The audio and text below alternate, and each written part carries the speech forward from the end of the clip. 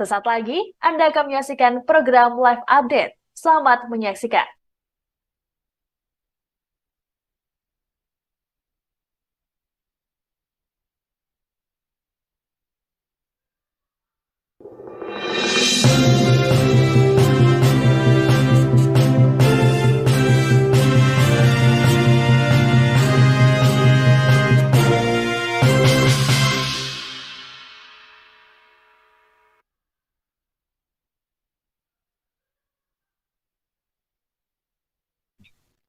Halo pemirsa, Anda sedang menyaksikan Live Update Siang Tribun News edisi Selasa 18 Juni 2024. Seperti biasa, kami akan sajikan sejumlah informasi terkini dari berbagai daerah di Indonesia. Bersama saya, Justina Kartika, kita jelang Live Update Siang selengkapnya untuk Anda. Mengawali berita siang hari ini Tribuners, keceriaan para bocah mewarnai suasana pagi hari raya Idul Adha atau Lebaran Kurban di Jalan Pahlawan Dusun Manggisan Desa Kecamatan Burneh, Kabupaten Bangkalan pada Senin 17 Juni 2024 kemarin. 2 ekor kambing diarak para bocah untuk diserahkan ke panitia penyembelihan hewan kurban di Masjid Al-Huda Muhammadiyah Cabang Burneh. Untuk informasi lebih lengkapnya, kita telah terhubung bersama rekan Ahmad Faisal, wartawan Tribun Madura, yang akan melaporkannya untuk Anda. Rekan Ahmad Faisal, silakan laporan lebih lengkapnya terkait informasi ini. Baik rekan Justina, Tribuner, selamat siang.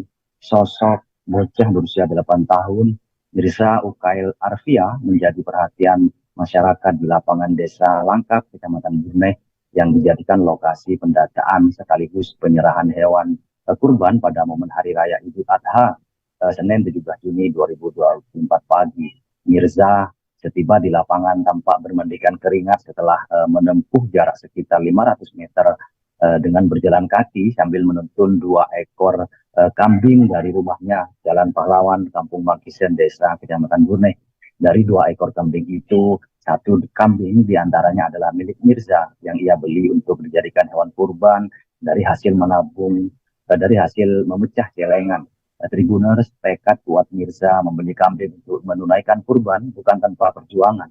Siswa kelas 2 SDN Kemayoran 1 Bangkalan itu menyisihkan sisa dari uang saku harian sebesar Rp10.000 yang ia tabung ke dalam celengan berbahan kaleng.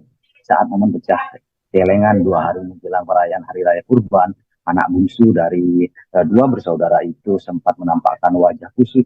Ternyata uang kertas yang ia bongkar dari dalam celengan mulai pecahan 1.000, 2.000, 5.000, 20.000, 50.000 hingga 100.000 hanya terkumpul sebesar Rp2.237.000. Sementara harga seekor kambing yang ia hendak beli senilai Rp3 juta. Dihadapkan pada kondisi itu, Mirza lantas merengek kepada paman dan ibunya untuk menambal kekurangan anggaran untuk membeli kambing kurban. Sebagaimana disampaikan ayah Mirza, Abdur Rahim. Rahim menjelaskan Mirza pula lah yang kemudian membayar sendiri pembayaran seekor kambing senilai Rp3 juta, Rp3 juta yang ia beli di lapak penjual kambing kurban di kawasan Banjaran, Kota Bangkalan. Rahim menambahkan putra bungsunya memang menabung selama 1 tahun dengan mengurangi porsi jajan di sekolah. Uang kertas pecahan Rp50.000 dan Rp100.000 didapatkan Mirza dari kerabat dan sanak keluarga saat momen Hari Raya Idul Fitri 3 bulan yang lalu. Tribuner, Ketua Panitia Penyembelihan Hewan Kurban di Masjid Al-Huda Muhammadiyah Cabang Burneh, Zainal Ahmad, mengungkapkan antusiasme masyarakat untuk berkurban pada tahun ini lebih meningkat daripada tahun sebelumnya. Tercatat ada tambahan 3 ekor sapi, sehingga tahun ini total sejumlah 26 ekor sapi ditambah 13 ekor kambing. Sebelumnya Tribuner, tim pemantau hewan kurban Dinas Peternakan Kabupaten Bangkalan telah melakukan serangkaian pemeriksaan terhadap puluhan hewan kurban tersebut, mulai dari pemeriksaan antemortem, yaitu pemeriksaan kesehatan hewan sebelum disembelih hingga pemeriksaan postmortem untuk memastikan kondisi karkas, jeroan hingga daging hewan kurban layak disalurkan di konsumsi sesuai syariah, yakni aman, sehat, utuh dan halal. Zainal menambahkan dari puluhan hewan kurban sapi dan kambing itu, pihak panitia mengumpulkan sebanyak 2.500 bungkus daging hewan kurban yang akan diberikan kepada masyarakat, yang diawali dari tetangga dekat dan berlanjut ke kampung lain. Demikian rekan Istina dari Bangkalan dapat kami laporkan. Terima kasih rekan Ahmad Faisal, wartawan Tribun Madura atas laporan dari Anda. Selamat bertugas kembali. Pemirsa, berikut kami tampilkan wawancara wartawan kami bersama orang tua Mirza Abdurrahim, Ketua Panitia Penyembelihan Hewan Kurban Zainal Ahmad, dan Mirza Ukail Arfiah, siswa SD Kemayoran 1 Bangkalan. Dari tabungan itu dia mendapatkan uang 2.250.000. Akhirnya dia minta ke omnya, "Om, kambingku kurang om." Gitu. Akhirnya omnya ngasih nyumbang 500.000 ini tak kasih. Gitu. Nah sisanya itu dibantu oleh mamanya untuk membeli kambing dengan harga 3 juta. Untuk tahun ini ada peningkatan sapi 3 ekor, jadi berjumlah 26 sapi. Kemudian kambing ada 13. Dan nanti setelah ini akan dibagikan kepada yang berhak menerima, fakir miskin atau duafa. Itu kira-kira panitia sudah siap 2.500 bungkus. Bungkus. Ya. Di sekitar sini atau di desa lain nanti? Di desa lain. Jadi kita bentuknya dari tetangga dekat dulu dengan panitia kampung ini, kemudian kita meloncat kepada kampung yang lain atau desa lain. Saya berkorban untuk membeli kambing. Terus hasil Saya nabung? menabung selama 1 tahun. Saya juga terus yang dari Idul Fitri Nabung. nabung. Oh, yang dikasih orang itu ditabung buat berkorban. Ya, Kambingnya harga seberapa? 3 juta. 3 juta. Tadi diarak ya sama teman-temannya ya? Hah? Ya,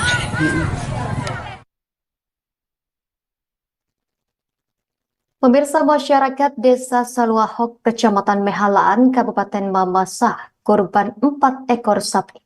4 ekor sapi tersebut dikurban dan akan dibagi ke tiap kepala keluarga atau kakak sedesa Saluahok.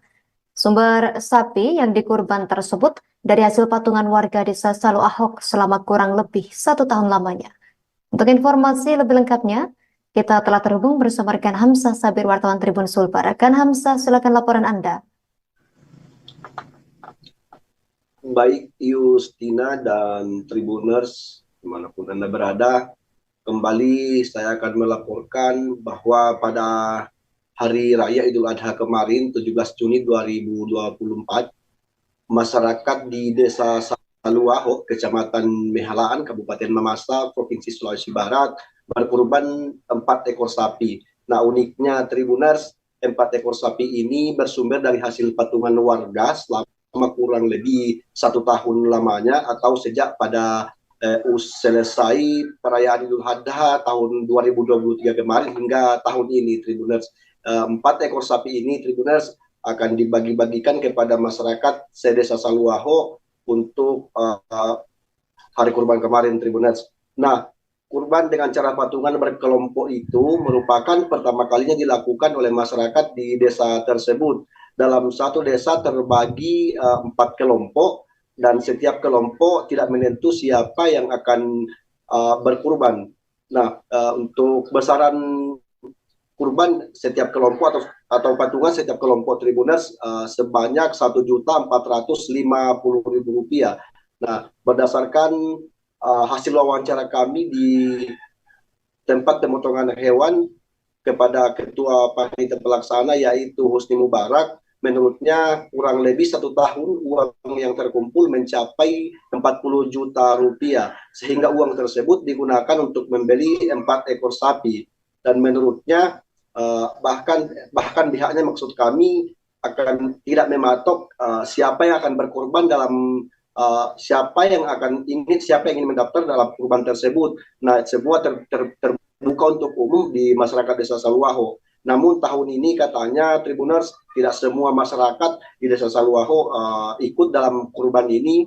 Namun pihaknya berharap di tahun berikutnya lebih meriah lagi atau bahkan jumlah hewan kurban maksud kami lebih meningkat dari tahun ini.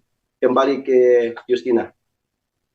Baik, rekan Hamzah Sabir, wartawan Tribun Sulbar, terima kasih atas informasi dari Anda. Selamat bertugas kembali. Berikut kami tampilkan wawancara wartawan kami bersama Ketua Remaja Desa Saluahok, Husni Mubarak. Luar biasa. Ada berapa? Ada Kurban lancar, ada 4 ekor sapi. Itu bentuk kurbannya apakah model kelompok atau seperti apa, Pak? Ya, ini dalam bentuk kelompok. Artinya dalam bentuk kelompok dari semua warga dari Solo. Ya, mulai yang 1 minggu setelah Lebaran tahun lalu kami panitia sudah mulai mendata, dan alhamdulillah ya, sampai pada saat ini hari Idul Adha tahun ini ada 4 ekor sapi yang terkumpul. Itu modelnya seperti apa? Apakah ditentukan setiap seperti? Artinya tidak ada artinya kehabahan, artinya keikhlasan dari warga. Artinya siapa yang mau masuk, taruhlah dalam satu rumah tangga seumpama toh, ada kepala keluarganya masuk. Nah, contoh saya, alhamdulillah saya dan istri masuk. Oh, tidak menentu sekian rupiah per orang, Pak ya? Oh, ada yang ditentukan. Dalam rangka Hari Raya Idul Adha 2024, Polresta Manado menggelar pemotongan hewan kurban di halaman Mapolresta Manado pada Selasa 18 Juni 2024. Dipimpin Kapolresta Manado Kombes Pol Julianto Sirait, sebanyak 3 ekor sapi yang disumbangkan dari para JPU dan sejumlah Kapolsek. Untuk informasi lebih lengkapnya, akan dilaporkan rekan Ferdi Guhu, wartawan Tribun Manado untuk Anda. Rekan Ferdi, silakan laporan selengkapnya dari Anda. Ya, selamat sore Tribuners dan juga rekan Justina dari studio. Tribuners, seperti yang sudah disampaikan rekan Justina, tepatnya pada hari ini, hari Selasa, Polresta Manado mengadakan atau menggelar pembelian hewan kurban yang dilaksanakan di depan Polresta Manado, dan kegiatan ini dipimpin langsung oleh Kapolresta Manado, yaitu Pak Kombes Pol Julianto Sirait, di mana hari ini baru digelar sebenarnya kemarin Tribuners, informasi yang kami dapatkan, tetapi karena memang ada kesibukan dan lain-lain, sehingga hari ini baru digelar penyembelihan hewan kurban. Nah, terhitung ada 3 ekor sapi yang dikurbankan hari ini, dan ini 3 ekor sapi ini berasal dari Kapolres, kedua dari Kapolsek Bandara Samratulangi Manado, dan ketiga dari gabungan dari Kaditreskrim dan beberapa Kapolsek lainnya. Nah, Tribuners, kegiatan ini juga dihadiri oleh Kapolsek Kota Manado dan dipimpin langsung oleh Kapolres Manado. Dalam sambutannya, Kapolres menyampaikan tentunya mereka juga turut merayakan Idul Adha tahun ini, dan ia menyampaikan kepada masyarakat yang akan menerima kurban ini semoga bermanfaat. Dia juga menuturkan bahwa setiap tahunnya Polresta Manado mengadakan penyembelihan hewan kurban. Ini sebagai bukti bahwa Polresta Manado juga turut merayakan Idul Adha, karena memang hadir di tengah-tengah masyarakat. Selain memberikan rasa keamanan, Polresta Manado juga membantu masyarakat yang kurang mampu. Salah satu bukti nyatanya yaitu memberikan hewan kurban di hari-hari raya tertentu seperti Hari Raya Idul Adha tahun ini. Ia juga menuturkan bahwa sangat berterima kasih kepada panitia penyelenggara, di mana setiap tahunnya panitia selalu sigap mengadakan kegiatan-kegiatan seperti ini, dan hari ini juga panitia sukses menggelar kegiatan ini, sehingga ia memberikan apresiasi kepada anggota yang sudah memberi diri mengadakan kegiatan ini dari pagi hingga siang hari ini. Salah satu warga bernama Juminta mengucapkan terima kasih kepada Polresta Manado, di mana bisa mengundang mereka para warga yang kurang mampu, salah satu dirinya, untuk menerima daging kurban ini. Dia juga berharap ke depan Polresta Manado semakin maju dalam melayani masyarakat, terutama mengamankan Kota Manado. Mungkin itu rekan Justina yang dapat saya laporkan, dikembalikan ke Anda. Terima kasih. Terima kasih rekan Ferdi, wartawan Tribun Manado, atas laporan dari Anda. Selamat bertugas kembali. Pemirsa, kita ke informasi selanjutnya. Bupati Kota Waringin Timur, Haliki Nur, membantu proses penyembelihan hewan kurban di Masjid Wahyu Al-Hadi Sampit, Kotim, selesai pelaksanaan Salat Idul Adha 1445 Hijriah pada Senin 17 Juni 2024. Lokasi tepatnya di Jalan Jenderal Sudirman, Mentawa Baru, Ketapang, Kota Waringin Timur, Kalimantan Tengah. Informasi lebih lengkapnya akan dilaporkan rekan Pangkan, wartawan Tribun Kalteng untuk Anda. Rekan Pangkan, silakan laporan selengkapnya, rekan. Ya, baik, terima kasih Justina. Betul bahwa Bupati Kota Waringin Timur, Haliki Nur, membantu proses penyembelihan hewan kurban di Masjid Wahyu Al-Hadi Sampit, Kotim, usai pelaksanaan Salat Idul Adha 1445 Hijriah yang mana Bupati menyempatkan hadir untuk melihat dan membantu proses penyembelihan hewan kurban. Dan saat Bupati Kotim pun mengatakan bahwa saat ini merupakan hari pertama Hari Raya Idul Adha, yang mana kita juga melaksanakan salat berjamaah dengan masyarakat. Yang mana Bupati mengatakan bahwa usai salat Idul Adha, pihak masjid melaksanakan penyembelihan hewan kurban pada hari pertama. Pada Islamic Center Masjid Wahyu Al-Hadi Sampit, terdapat 4 ekor sapi yang disembelih, 3 ekor sapi dari perusahaan dan 1 ekor sapi dari Dinas PU Kota Waringin Timur.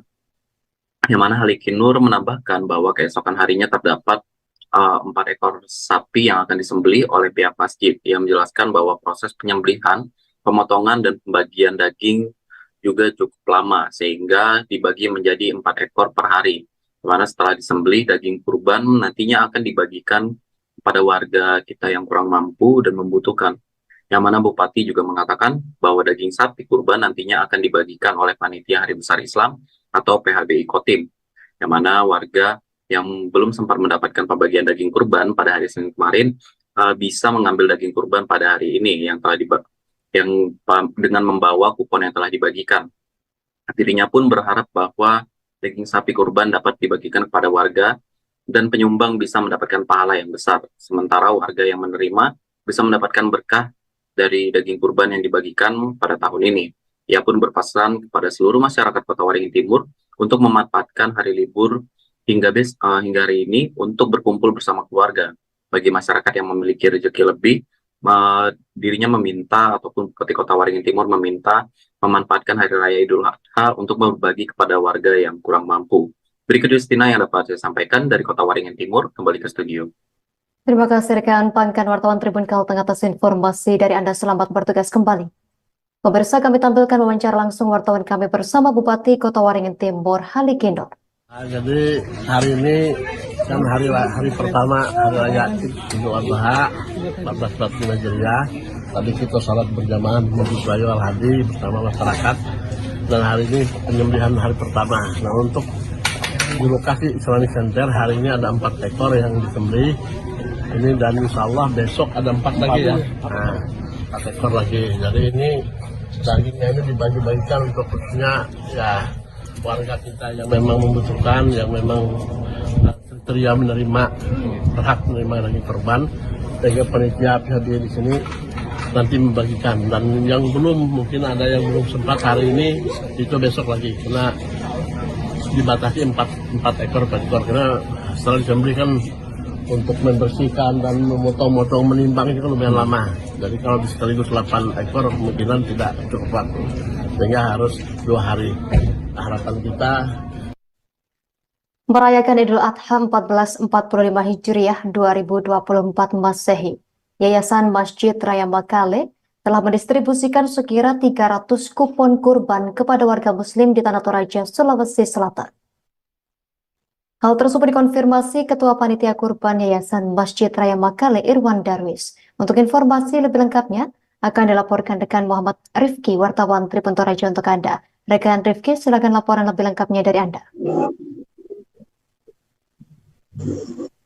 Ya, baik rekan Justina dan pemirsa Tribuners, selamat siang dari Kabupaten Tanah Toraja. Dapat kami laporkan Yayasan Masjid Raya Makale yang berada di Kabupaten Tanah Toraja, Provinsi Sulawesi Selatan menerima sebanyak 15 ekor hewan kurban yang dirinci ke dalam 12 ekor sapi dan 3 ekor kambing untuk Idul Adha 1445 Hijriah atau 2024 Masehi. 1 ekor sapi diantaranya merupakan sumbangan dari perusahaan atau PT Malaya Tribuners. Masjid Raya Makale merupakan salah satu masjid terbesar di Kabupaten Tanah Toraja. Kelompok kurban tahun ini di Masjid Raya Makale tercatat bertambah 2 kali lipat jika dibandingkan dengan tahun lalu Tribuners. Pada Idul Adha tahun sebelumnya, kelompok kurban tercatat hanya mencapai 6 kelompok saja, sedangkan tahun ini mencapai 11 kelompok kurban. Ketua Panitia Kurban Yayasan Masjid Raya Makale, Bapak Irwan Darwis, mengatakan hewan kurban kemudian didistribusikan melalui kupon yang telah dibagikan. Sedikit koreksi, rekan Justina, Yayasan Masjid Raya Makale mendistribusikan sekira 400 kupon kurban kepada warga muslim di Tanah Toraja. Kupon kurban didistribusikan khususnya bagi jemaah sekaligus warga muslim di sekitar Masjid Raya Makale, fakir miskin, dan mereka yang ada di pelosok Tanah Toraja, kata Bapak Irwan Darwis. Menurutnya, pihak Yayasan Masjid Raya Makale terlebih dahulu mendata masyarakat yang layak untuk menerima kurban sebelum mendistribusikan kupon. Ia mengatakan, kita khususkan untuk fakir miskin, tapi tidak lepas dari warga di seputaran masjid yang dipenuhi untuk pendistribusian kurbannya. Selain itu, ia juga mengatakan kita juga sudah siapkan beberapa ekor untuk dibagikan ke pelosok yang jelas jika sudah terpenuhi bagi warga di sekitaran Masjid Raya Makale, Tribuners. Hewan kurban berupa sapi dan juga kambing ini didatangkan dari 2 kabupaten, tidak hanya Tanah Toraja tetapi juga dari Kabupaten Nrekang, Sulawesi Selatan. Dan telah tiba sehari sebelumnya pada Minggu 16 Juni di Masjid Raya Makale.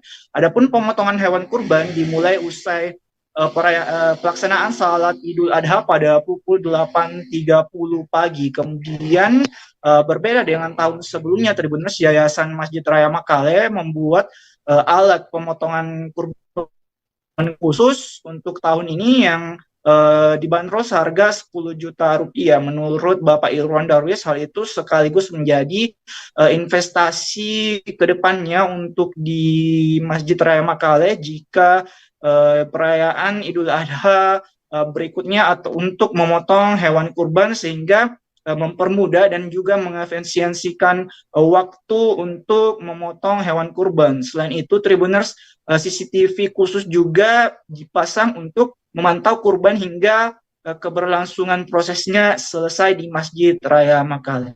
Untuk saat ini demikian rekan Justina yang dapat kami laporkan. Muhammad Rifki langsung dari Makale, Tanah Toraja. Saya kembalikan ke Anda di studio. Terima kasih rekan Muhammad Rifki, wartawan Tribun Toraja, atas informasi dari Anda. Selamat bertugas kembali. Hari Raya Kurban 2024 Idul Adha 1445 Hijriah di Malinau, Kalimantan Utara menjangkau 2 masjid terjauh di daerah Malinau bagian selatan. 2 masjid terjauh di Malinau yang berada di 2 desa Kecamatan Malinau Selatan Hulu tahun ini turut kebagian pengadaan hewan kurban. Untuk informasi lebih lengkapnya akan dilaporkan rekan Muhammad Supri, wartawan Tribun Kaltara untuk Anda. Rekan Supri, silakan laporan selengkapnya. Baik, terima kasih rekan Justina.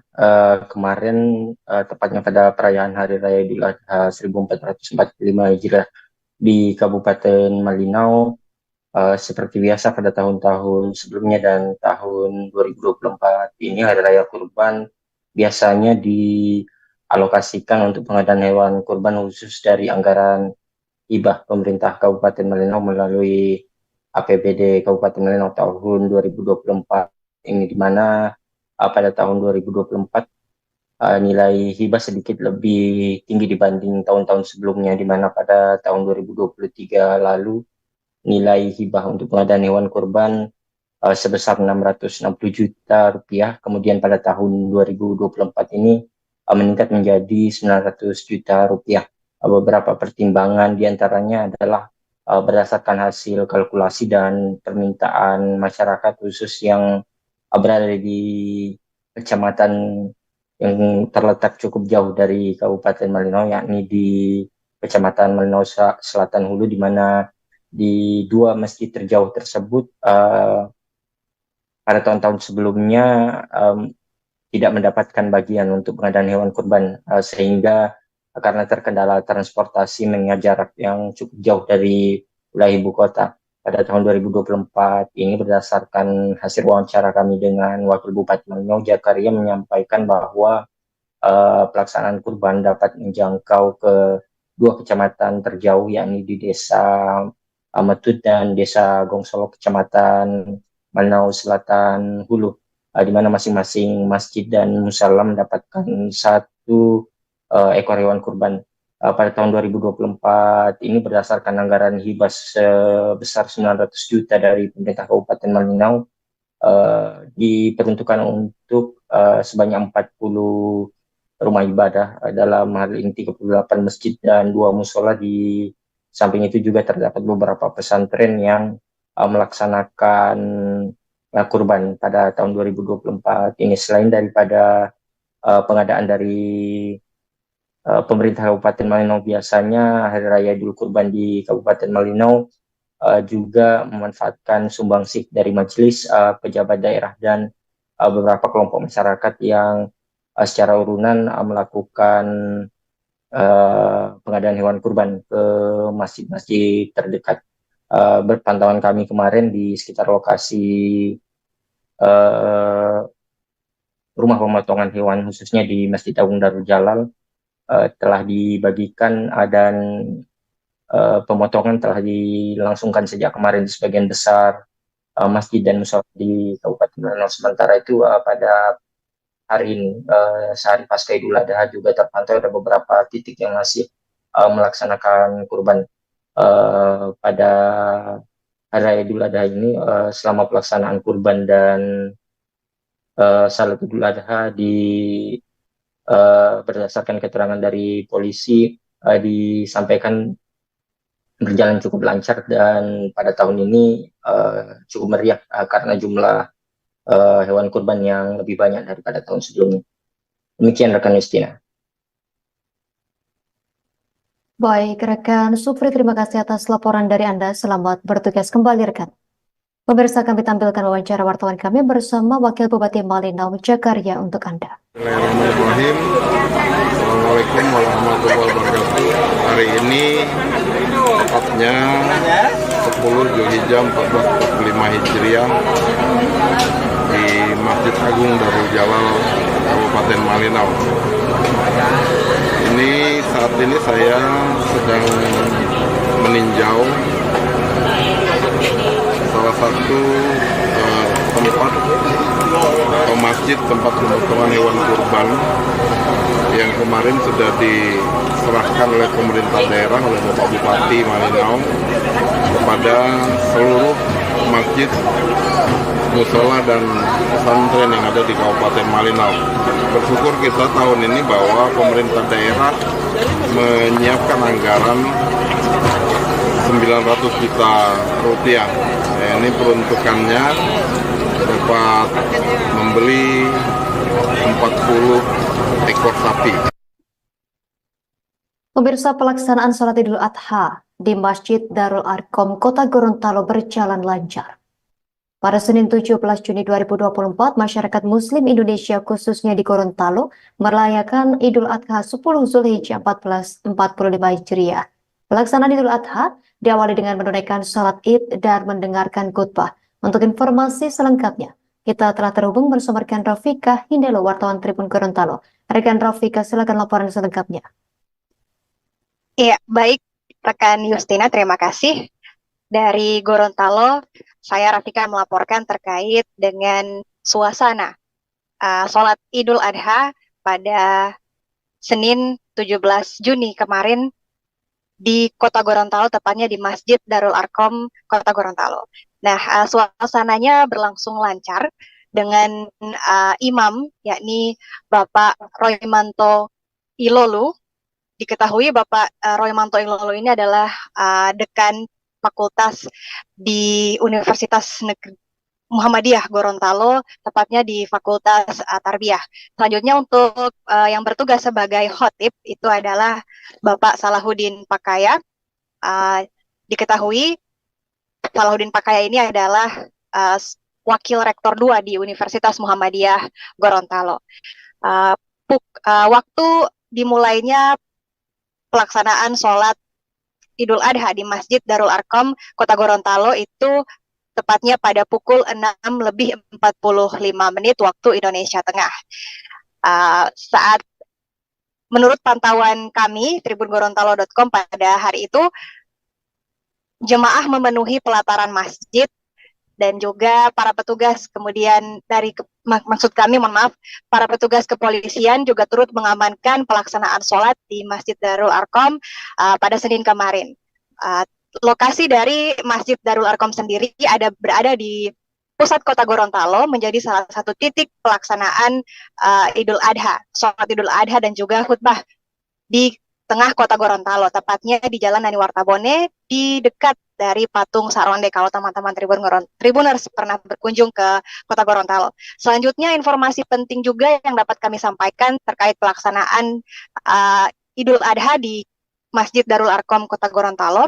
Pemotongan kurbannya itu baru dilaksanakan pada hari ini, Selasa 18 Juni 2024. Petugas pimpinan daerah Muhammadiyah bagian bendahara, yakni Pak Mahmud Gobel, mengatakan bahwa kebijakan diambil untuk pemotongan dilaksanakan pada hari ini untuk menghindari penumpukan pembagian daging pada masyarakat. Sehingga diharapkan pembagian pada hari ini itu dapat tepat sasaran kepada warga yang membutuhkan seperti itu.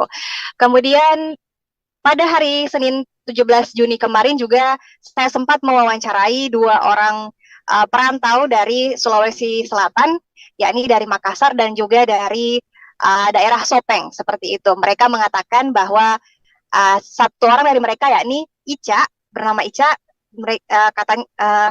ia mengatakan bahwa ini kali ketiga melaksanakan Idul Adha di kota Gorontalo, sehingga sudah lebih biasa untuk merayakan jauh dari keluarga. Sementara rekannya satu itu yang bernama Fitri,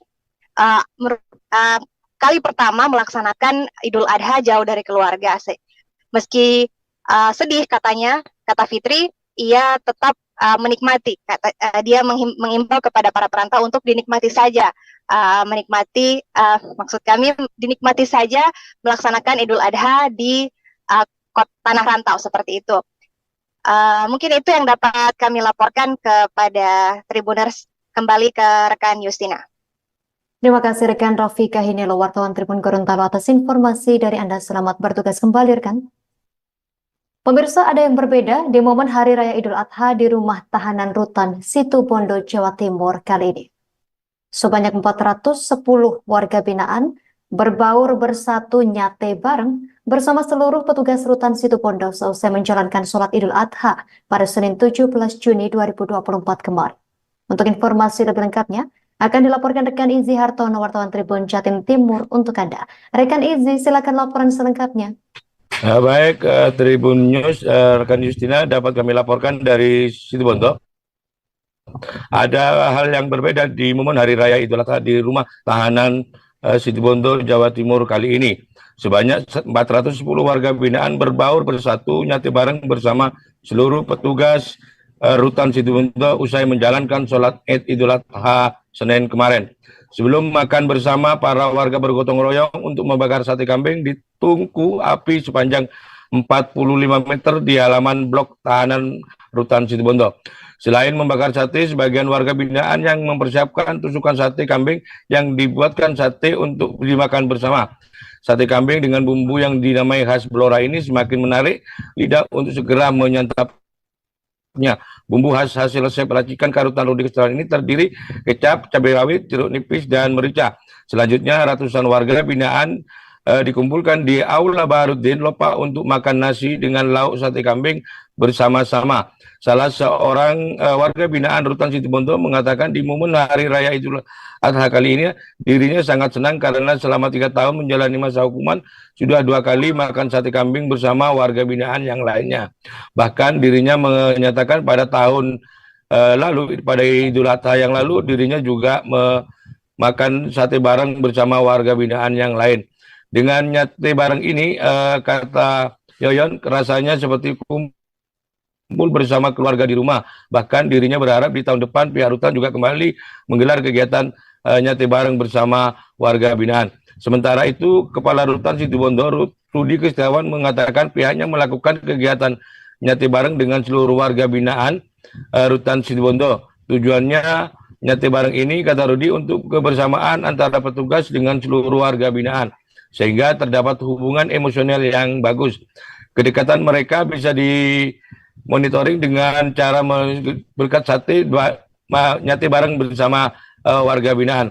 Selain itu, kata Rudi, pihaknya ngajak sate bareng karena warga binaan banyak yang tidak mengetahui atau memiliki kemampuan membuat sate. Bahkan dirinya memberikan pembinaan dengan memberi keterampilan kemandirian terhadap warga binaan. Tak hanya itu, dengan kegiatan nyate bareng ini untuk mengobati kerinduan warga binaan terhadap nuansa Hari Raya Idul Adha di rumah masing-masing. Bahkan dirinya mengatakan setiap Idul Adha mereka di rumah selalu mendapatkan daging kurban dan dimakan bersama keluarganya. Sehingga dengan demikian pihaknya juga melakukan kegiatan biar para warga binaan merasakan dirinya masih ada di rumahnya masing-masing. Selain itu, dengan kebersamaan dan keceriaan bersama dapat menghilangkan rasa rindunya warga binaan yang terasa beridul adha bersama keluarga di rumah. Bahkan Rudi menjelaskan ada sekitar 21 ekor kambing yang disiapkan disembelih, namun yang disate bareng bersama warga binaan hanya 12 ekor kambing dengan target 66.000 tusuk sate kambing yang dimakan bersama warga binaan. Demikian rekan Justina dapat kami laporkan dari Situbondo. Terima kasih rekan Izzy Hartono, wartawan Tribun Jatim Timur atas informasi dari Anda. Selamat bertugas kembali rekan. Kami tampilkan wawancara langsung wartawan kami bersama warga binaan Yoyon dan Kepala Rutan Situbondo, Rudi Kristiawan. Bisa nyate bareng dengan teman-teman yang ada di sini. Senang banget, Pak. Senang banget. Karena saya selama 3 tahun di sini, selama ada Pak Rudi, sudah 2 kali Lebaran nyate bareng. Artinya rasanya seperti di rumah ya? Iya. Terus harapannya ke depan seperti apa ini? Semoga bisa nyate bareng lagi. Bisa nyate bareng lagi ya. Jajaran Pang Situbondo mengadakan kegiatan nyate bareng buat seluruh warga binaan kami dan juga seluruh petugas kami. Hal ini tujuannya satu, untuk kebersamaan antara petugas dan juga seluruh BPP supaya mereka tidak ada sekat, terdapat hubungan emosional yang bagus, yang tinggi, dengan kedekatan mereka bisa memotongin daging bareng, bakar sate bareng, terus juga nusukin sate bareng, juga nanti makan bersama juga bareng-bareng. Terus yang kedua, kami juga banyak sekali warga binaan kami yang kita ajak, kita berdayakan untuk bakar, untuk nusukin itu banyak mereka yang belum punya kemampuan sama sekali dalam bidang buat sate. Tradisi mengarak hewan kurban dilakukan warga RW 7 Kelurahan Sukoharjo, Kecamatan Klojen, Kota Malang saat perayaan Idul Adha pada Senin 17 Juni 2024. Selesai salat Idul Adha di Masjid Nur Kidul Pasar, Kota Malang, warga mulai memadati setiap jalan di Kelurahan Sukoharjo untuk melihat arak-arakan hewan kurban sebelum disembelih. Selengkapnya, terkait informasi ini kita telah terhubung bersama rekan Purwanto, wartawan Surya Malang. Rekan Purwanto, silakan laporan lebih lengkapnya dari Anda. Tribuners dimanapun Anda berada, kami laporkan bahwa kemarin Juni 2024 merupakan momen tepat Hari Raya Idul Adha yang dimeriahkan oleh umat Muslim di seluruh dunia. Malang melakukan tradisi yang melakukan arak-arakan hewan kurban mengelilingi kelurahan RW 7 di Kelurahan Sukoharjo, Kota Malang. Mulai dari anak-anak hingga orang tua berkumpul di sepanjang jalan di kawasan Masjid Nur, Kota Malang. Sebelum dilakukan penyembelihan, mereka melakukan arak-arakan bersama banyak masing-masing dan serta mereka berkeliling di kawasan RW 7 Kelurahan Sukoharjo. Salah satu warga mengungkapkan bahwasanya hal tersebut adalah syiar Islam untuk Masjid Nur di kawasan RW 7, tepatnya di kawasan Masjid Nur Kota Malang. Setelah itu dilakukan penyembelihan hewan kurban di Masjid Nur Kota Malang dan juga dihadiri langsung oleh PJ Wali Kota Malang yang saat itu turut hadir di kawasan Masjid Nur Kota Malang. Seperti itu, Cina kembali ke studio. Baik, terima kasih rekan Purwanto, wartawan Surya Malang atas laporan dari Anda. Selamat bertugas kembali rekan. Pemirsa, parasut dan mercon balon udara tanpa awak meledak di rumah Haryanto di Desa Dadapan, Kecamatan Balong, Kabupaten Ponorogo pada Senin 17 Juni 2024 pagi hari.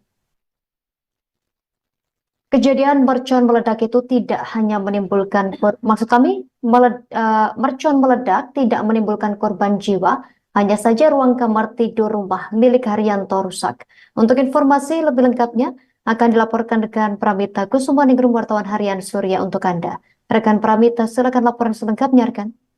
Baik, rekan Justina, benar sekali bahwa parasut dan mercon balon udara tanpa awak meledak di rumah Haryanto yang berada di Desa Dadapan, Kecamatan Balong, Kabupaten Ponorogo pada kemarin Senin 17 Juni 2024 pagi.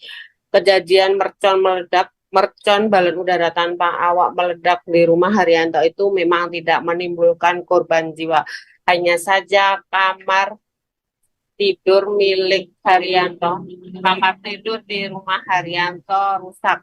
Di mana kemarin saya ke lokasi terlihat bahwa atap kamar tersebut terlihat bolong, kemudian jendela kamar juga terlihat hancur, juga lemari yang berada di kamar juga hancur, juga banyak debu di bawah lantai rumah Haryanto. Saat ledakan mercon di rumah Haryanto, ada anaknya yang bernama Dimas Irfan Arianto yang berusia 24 tahun. Saat itu Dimas Irfan Arianto setelah sholat Idul Adha kemudian pulang. Posisinya saat mercon meledak di rumahnya, mercon balon udara tanpa awak meledak di rumahnya, dia duduk santai sambil bermain handphone di kamar, maksud saya di ruang tengah. Dia kemudian tak lama ada suara mercon meledak di atas rumahnya dan tiba-tiba rumahnya menjadi gelap dan di seluruh termasuk di kepalanya itu penuh debu. Dia mengaku atau Dimas mengaku pertama kali terdengar ledakan dia shock dan kemudian terjadi kegelapan seperti itu. Sementara beruntung insiden yang terjadi setelah sholat Idul Adha tidak ada korban jiwa. Hanya saja memang kerugian yang ditanggung oleh pemilik rumah puluhan juta rupiah. Keterangan dari Kapolsek Balong AKBP Agus Wibowo menjelaskan bahwa pertama kali mendapatkan kabar dari Babin Kaptimas desa setempat, Desa Dadapan, kemudian dia ke lokasi, ternyata benar memang ada parasut itu jatuh, parasut balon udara tanpa awak jatuh, kemudian juga mercon yang membawa balon udara tanpa awak itu juga meledak di rumah Haryanto. Dia menjelaskan bahwa untuk barang bukti yang ada itu hanya ada mercon, kemudian juga ada lintingan kertas itu yang bertuliskan undangan di salah satu, yang menunjukkan alamat di salah satu desa di kecamatan sebelah juga di desa sebelah. Dia menjelaskan saat ini pihak kepolisian masih melakukan penyidikan siapa yang melakukan penerbangan balon udara sehingga menimbulkan kerusakan di rumah Haryanto. AKP Agus menjelaskan bahwa polisi sudah tidak jemu-jemu atau tidak bosan-bosan untuk melakukan atau melarang penerbangan balon udara tanpa awak. Beberapa waktu lalu di Kabupaten Ponorogo juga karena balon udara tanpa awak ada satu pelajar meninggal dunia, kemudian itu juga kejadiannya di Kecamatan Balong, kemudian tak lama juga ada ledakan mercon yang diduga akan digunakan untuk penerbangan balon udara tanpa awak di Kecamatan Jambon juga menimbulkan korban luka. Dan ini adalah kejadian lagi ketika Idul Adha ada orang menerbangkan balon udara tanpa awak dan jatuhnya di rumah mercon dan serta parasut jatuhnya di rumah Haryanto di Desa Dadapan, Kecamatan Balong, Kabupaten Ponorogo. Seperti itu rekan Justina, laporan dari saya dari Ponorogo kembali ke studio. Terima kasih rekan Pramita Kusumaningrum, wartawan Harian Surya atas informasi dan juga laporan dari Anda. Selamat bertugas kembali. Pemirsa, kami tampilkan wawancara yang telah diimpun wartawan kami untuk Anda. Tahunnya balonnya udah di atas rumah, terus petasan jatuh, langsung meledak. Itu keras suaranya? Keras, Mas. Petasannya besar. Berapa kali Mas dengar? 2 kali. 2 kali. Yang besar. Itu jatuhnya itu mengenai rumah atau? Kena genteng, Mas. Terus? Yang satu di atas. Yang satunya lagi. Kejadian pemilik rumah gimana? Duduk di rumah Mas, tiba-tiba ya meledak gitu. Keras. Sampai saya penuh debu. Untungnya ya saya selamat alhamdulillah. Kejadiannya jam berapa, Mas? Sekitar jam berapa? Jam 7:30-an. Habis sholat Idul Adha gitu. Tadi Kejadian siapa yang ada di rumah tadi? Saya aja. Sendiri? Iya, sendiri. lagi apa Mas? Sedang apa? Sedang apian. Duduk-duduk gitu ya? Sedang apian gitu. Tadi pagi kami setelah sholat di Jalan Pemuda, sampai pulang informasi dari rekan-rekan Babin Kamtipas ada di atas sini bahwa di rumah teman saya Pak Bianto ini kejatuhan petasan. Setelah kami datang ke sini, memang benar seperti ini kejadiannya. Kemudian informasi yang kami dapat, petasan ada 2 yang meledak, yang satu di atas, yang satu turun mengenai atap rumah. Pemirsa, karyawan pabrik pengemasan barang online shop menjadi korban pencurian motor di Jalan Sukomanunggal 2, Sukomanunggal, Surabaya, sekitar pukul 2:05 waktu Indonesia Barat dini hari pada Sabtu 15 Juni 2024. Korban bernama Triono Kurniawan yang berusia 27 tahun, warga asal Mojowarno, Jombang, yang telah merantau di Kota Pahlawan sejak 5 tahun lalu. Untuk informasi lebih lengkapnya, kita telah terhubung bersama wartawan Tribun Jatim rekan Luhur Pambudi yang akan melaporkannya untuk Anda. Rekan Luhur Pambudi, silakan laporan lebih lengkapnya dari Anda, rekan. Oke, baik Justina. Akhirnya terungkap kronologi karyawan pabrik pengemasan barang online Allshop yang menjadi korban pencurian motor di Jalan Sukomanunggal 2, Sukomanunggal, Surabaya sekitar pukul 02.05 dini hari pada Sabtu kemarin. Korban bernama Triono Kurniawan, 27 tahun, warga asal Mojowarno, Jombang, yang telah merantau di Kota Pahlawan sejak 5 tahun lalu. Motor yang hilang itu adalah motor Honda Beat warna biru putih Vernopol S6532 OJG yang baru saja lunas pada Desember tahun lalu, tahun 2023, dan diduga kuat pelakunya berjumlah lebih dari 1 orang. Dan Triono mengaku motor itu dibelinya secara mengangsur selama hampir 2 tahun dari duit hasil gaji menjadi karyawan pabrik pengemasan barang Allshop di lokasi jalan tersebut. Dan jika dihitung-hitung nilai kerugiannya mencapai sekitar 15-27 juta. Triono mengaku bahasanya dirinya saat itu baru menyadari motornya hilang saat hendak pergi mencari sarapan sekitar pukul 07.00 pada hari Sabtu kemarin. Setelah mendapati motornya hilang, ia berusaha memeriksa rekam CCTV di ruang operator kosan. Ternyata pelaku yang berjumlah 1 orang eksekutor mencuri motornya itu beraksi pukul 02.00, dan si pelaku memakai jaket hoodie bertudung warna abu-abu, kemudian memakai topi, bercelana pendek dan bersandal jepit. Dan saat dihitung durasi waktu lama si pelaku menjalankan aksinya ternyata hanya membutuhkan waktu sekitar 5 menit. Kemudian Triono mengaku bahwasanya pihaknya sudah melaporkan kejadian kriminalitas yang dialaminya itu ke markas kepolisian setempat. Dan di hari itu juga setelah melakukan upaya pelaporan, 2 orang anggota kepolisian menggunakan pakaian sipil berusaha untuk melakukan olah TKP di lokasi kejadian. Dan ia berharap para pelaku yang lebih dari 1 orang itu dapat segera ditangkap dan warga di sekitar permukimannya tidak lagi merasa ketakutan atas ancaman teror dari pencurian motor. Apalagi menurut Triono pada hari Kamis sebelumnya, 2 hari sebelumnya, yakni pencurian motor juga menimpa salah seorang jamaah sholat yang ada di masjid di dekat permukiman tersebut, dan aksinya juga sempat terekam. Demikian reportase kami, Justina, kembali ke studio. Terima kasih rekan Luhur Pambudi, wartawan Tribun Jatim, atas laporan dari Anda. Selamat bertugas kembali. Berikut kami tampilkan wawancara langsung wartawan kami bersama korban Triono Kurniawan. Jalan Sukomanunggal 2, Gang 2, nomor 2, di parkiran kosan.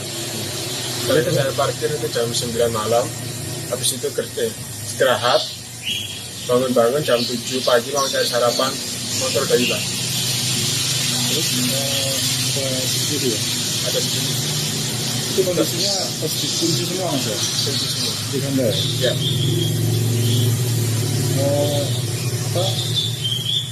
Berapa kerugiannya? Sekitar 15 juta. Itu motor untuk apa biasanya? Apa? Motornya digunakan untuk apa biasanya? Kerja buat pulang ke rumah. Terus ini sudah laporan? Sudah laporan. Pemirsa, setelah puluhan tahun masyarakat Desa Tambalala, Kecamatan Pasimbasunggu, Kabupaten Kepulauan Selayar, Sulsel, baru menikmati listrik pada Rabu 12 Juni 2024. Ada 126 kepala keluarga di desa tersebut menikmati listrik perusahaan listrik negara atau PLN pagi kemarin. Selama ini, masyarakat di desa itu hanya menggunakan lampu pelita berbahan minyak. Informasi lebih lengkapnya akan dilaporkan rekan Samsul Bahri, wartawan Tribun Timur untuk Anda. Rekan Samsul Bahri, silakan laporan selengkapnya. Baik, terima kasih Mbak Justina di redaksi Tribun News dan pemirsa Tribun bahwa saat ini kami sedang berada di wilayah Kabupaten Selatan dan baru-baru ini pihak PLN wilayah Sulawesi Selatan Barat dan Tenggara telah meresmikan satu unit pembangkit listrik tenaga surya yang berada di wilayah Kabupaten Kepulauan Selayar. Di tempatnya berada di Desa Tanah Mangkipan, kemudian berada di Sendul. Wilayah ini dapat ditempuh perjalanan sekitar 8 jam dari ibu kota Kabupaten Kepulauan Selayar, atau sekitar 10 jam dari ibu kota Provinsi Sulawesi Selatan, ya di kota Makassar, dengan menempuh 2 kali pelayaran, yaitu pelayaran pertama dengan menggunakan kapal feri, kemudian pelayaran kedua menggunakan kapal rakyat atau kapal kayu ke daerah tersebut. Di Kabupaten Kepulauan Selayar ini ada sekitar 321 pulau yang tersebar di daerah ini. Sebagian besar wilayah kepulauan itu belum teraliri listrik dan sangat terbatas beberapa fasilitas termasuk dari jaringan internet seluler maupun jaringan seluler yang sangat sulit dijangkau di wilayah kepulauan, dan termasuk dengan terbatasnya listrik khusus di desa Tanah Malala itu ada 4 dusun di daerah itu yang baru saat ini, baru 1 pekan lalu terakhir menikmati listrik dari perusahaan listrik negara atau PLN. Itu pun hanya terpaksa menggunakan pembangkit listrik tenaga surya karena wilayah ini tidak tersambung dengan wilayah daratan Provinsi Sulawesi Selatan, sehingga harus menggunakan dengan pembangkit listrik sendiri di daerah itu. Dan masyarakat di daerah itu tentu saja sangat menyambut baik dengan upaya pemerintah di daerah ini, dan bersama dengan pihak PLN dengan mewujudkan listrik masuk desa yang selama ini tidak pernah mereka menikmati listrik. Dan selama ini hanya itu pun yang masyarakat yang memiliki kemampuan untuk membeli mesin genset, kemudian masyarakat yang hidup di bawah kemiskinan atau masyarakat yang masih ekonominya menengah ke bawah masih menggunakan dengan obor atau pelita yang bersumber dari menggunakan minyak seperti itu. Jadi masyarakat di daerah itu sangat merespon baik dan bersyukur atas masuknya PLTS ini. Seperti itu, Pak Justina. Baik, rekan Samsul Bahri, wartawan Tribun Timur, terima kasih atas laporan dari Anda. Selamat bertugas kembali, rekan. Pemirsa, kami tampilkan wawancara yang telah diimpun wartawan kami untuk Anda. Sebetulnya adalah sudah lama kami mau rencanakan, memang belum selesai. Kebetulan Pak Bupati ke kantor PLN Makassar, beliau berkenan mengharapkan kami berkunjung. Oke, agenda apa yang bisa kita resmikan ya, itu sekaligus ini Tanah Malala. Tanah Malala ini adalah satu dari 4 lokasi pembangunan PLTS PLN yang ada di Kepulauan Selayar. Baru Tanah Malala dulu yang telah selesai ya. Oleh karena itu hari ini tanggal 12 Juni 2024 alhamdulillah kita resmikan PLTS Tanah Malala yang langsung beroperasi 24 jam. Karena kenapa? PLTS Tanah Malala dibantu dengan baterai, yaitu hibrid. Dibantu dengan baterai. Selama ini pakai apa, Bu? Penerangannya, lampunya? Genset. Genset. Sudah berapa tahun pakai genset? Sudah 2 tahun. Sudah 2 tahun. Sebelumnya itu pakai apa? Lilin. Lampu minyak. Oh, lampu minyak. Jadi apa hiburannya orang di sini, Bu? Tidak, jadi alhamdulillah sudah ada televisi, bisa bikin nonton siang-siang. Itu selama 1 bulan pakai genset berapa biayanya, Bu? Atau 1 per hari begitu? 70.000. 70.000. Beli bensin ya, Pertalite begitu. Solar. Solar. Oh, pakai solar. Biasanya apa yang bisa menyala, Bu? Cuma Lampu saja. Pemirsa, Balai Pelayanan Perlindungan Pekerja Migran Indonesia BP3MI Provinsi NTT menerima 2 jenazah pekerja migran Indonesia non-prosedural yang telah belasan tahun bekerja di Malaysia. 2 pekerja migran tersebut yakni Agustinus Madi yang berusia 50 tahun beralamat di Desa Luloda, Kecamatan Tanarigu, Kabupaten Sumba Barat, dan Paulus Mau yang berusia 40 tahun beralamat di Kelurahan Manuaman, Kecamatan Atambua Selatan, Kabupaten Belu. Untuk informasi lebih lengkapnya, kita telah terhubung bersama rekan Elisenago, wartawan Poskopang. Rekan Elisenago, silakan laporan selengkapnya dari Anda. Selamat siang Tribuners, dapat saya informasikan bahwa Balai Pelayanan Perlindungan Pekerja Migran Indonesia atau BP3PMI Provinsi NTT kembali menerima 2 jenazah pekerja migran Indonesia atau PMI non-prosedural yang berasal dari Provinsi NTT. 2 jenazah tersebut atas nama Agustinus Mali berusia 50 tahun beralamat di Desa Luloda, Kecamatan Tanarigu, Kabupaten Sumba Barat, dan juga Paulus Mau yang berusia 40 tahun beralamat di Kelurahan Manuamam, Kecamatan Atambua Selatan, Kabupaten Belu. 2 jenazah tersebut tiba di Terminal Kargo Bandara El Tari, Kupang pada Senin 17 Juni 2024 sekitar pukul 1 waktu Indonesia Tengah. 2 jenazah tersebut datang menggunakan pesawat Garuda nomor GA448 dan disambut oleh keluarga. Penyuluh Hukum Ahli Muda BP3MI Provinsi NTT, Yonas Bahan, mengatakan bahwa sejak Januari hingga kedatangan 2 jenazah kemarin, pihaknya telah memulangkan sebanyak 51 jenazah PMI. Menurut Yonas, berdasarkan surat keterangan kematian yang diterima oleh pihaknya dari KBRI Malaysia, mengatakan bahwa kedua pekerja migran ini bekerja di lahan sawit, namun di perusahaan dan juga lokasi yang berbeda.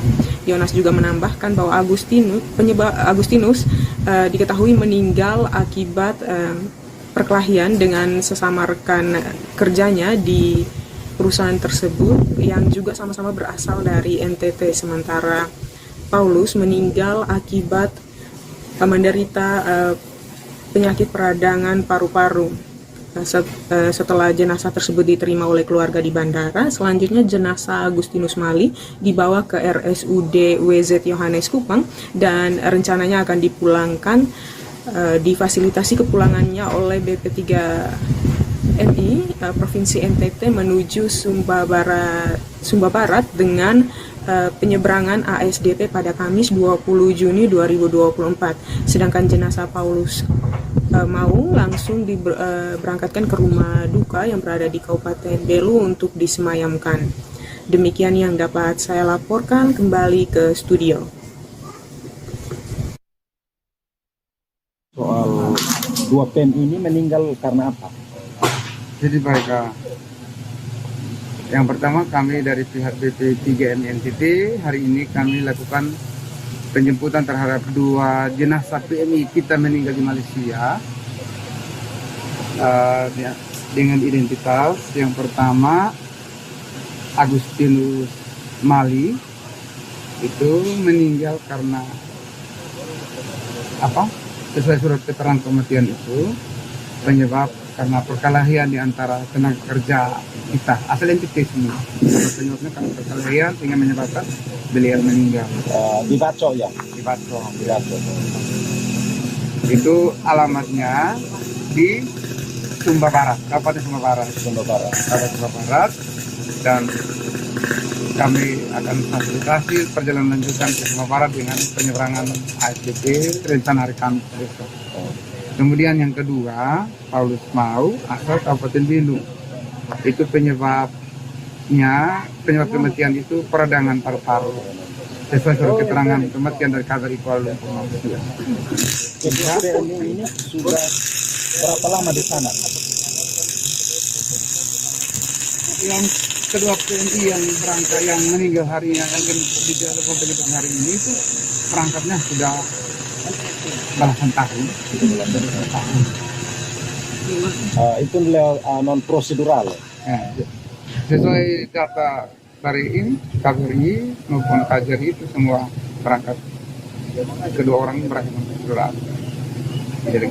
Kedua korban ini antara Paulus dan Agustinus ini, mereka apakah bekerja di satu perusahaan atau berbeda-beda? Beda perusahaan, beda tempat kerja. Kalau Paulus ini kerja di apa? Itu perkebunan kelapa sawit. Kemudian Agustinus juga kelapa sawit, tapi di tempat yang berbeda. Tempat yang berbeda. Itu di Sarawak atau di? Yang Paulus Mau itu di KBRI surat keterangan di Malaysia Barat, kalau di KBRI Kuala Lumpur Malaysia kita dapat informasi Malaysia Barat di Kuala Lumpur.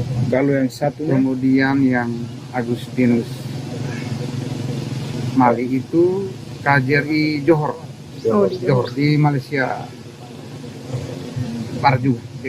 Cuman dia berbeda, mereka diurus oleh KJRI Johor Barat. Sampai hari ini BP3MI ini sudah terima berapa jenazah non prosedural? Sampai hari ini total jenazah yang kami sudah. Pemirsa, 2 wisatawan tenggelam saat berenang di Pantai Taipa, Kecamatan Lasolo, Konawe Utara, Sulawesi Tenggara. 2 korban tenggelam yakni MB 35 tahun dan MHP 25 tahun. Keduanya merupakan warga asal Jawa Timur. MB berasal dari Jabal Sari, Kecamatan Sumber Gempol, Tulung Agung. Sementara 1 korban dari Jatikerto, Kromengan, Kabupaten Malang. Untuk informasi selengkapnya terkait peristiwa ini akan dilaporkan wartawan Tribun News Sultra, rekan Laudeari yang telah terhubung bersama kita. Rekan Laudeari, silakan laporan Anda, rekan. Ya, terima kasih rekan Bistina. Selamat sore Tribuners. Ya, kemarin sekitar pukul 16.12 di Pantai Taipa, Kecamatan Lasolo, Kabupaten Konawe Utara, terjadi insiden di mana 2 wisatawan yang tenggelam terseret arus ombak di Pantai Taipa, Kecamatan Lasolo, Kabupaten Konawe Utara. 2 wisatawan itu berinisial MD 35 tahun dan MHP 25 tahun. Di mana keduanya adalah wisatawan yang berkunjung ke Pantai Taipa dalam rangka berlibur pasca cuti di perusahaan tambang karena keduanya MD dan MHT itu merupakan pekerja perusahaan tambang yang berada di Langkis 5 Kabupaten Konawe Utara. Dua wisatawan itu, 1 korban inisial MD itu berhasil diselamatkan rekan-rekannya dan pengunjung lain. Dan sementara MHT masih dalam pencarian hingga saat ini. Untuk MD sempat mendapat pertolongan dari warga dan wisatawan lain yang saat itu membantu menyelamatkan MD. Namun dari informasi yang diperoleh, MD korban itu meninggal dunia pada saat dibawa di Puskesmas Lasolo. Dan saat ini dari tim Basarnas atau tim SAR Kabupaten Konawe Utara bersama dari Kota Kendari masih mencari keberadaan dari MHT yang saat ini dari informasi yang diperoleh terbaru bahwa keberadaan MHT yang berada di wisatawan berada di Pantai Taipa di Borneo Utara belum ditemukan. Dan saat ini dari sejumlah tim masih melakukan penyisiran, salah satunya di area pinggir pantai Taipa Kabupaten Borneo Utara. Ini dari masyarakat juga pengunjung juga masih banyak yang berkunjung ke Pantai Taipa pasca kemarin 2 orang wisatawan itu terseret arus ombak. Demikian yang dapat saya sampaikan. Terima kasih rekan Laude Ari, wartawan Tribun News Ultra atas laporan dari Anda. Selamat bertugas kembali. Pemirsa, kita ke informasi selanjutnya.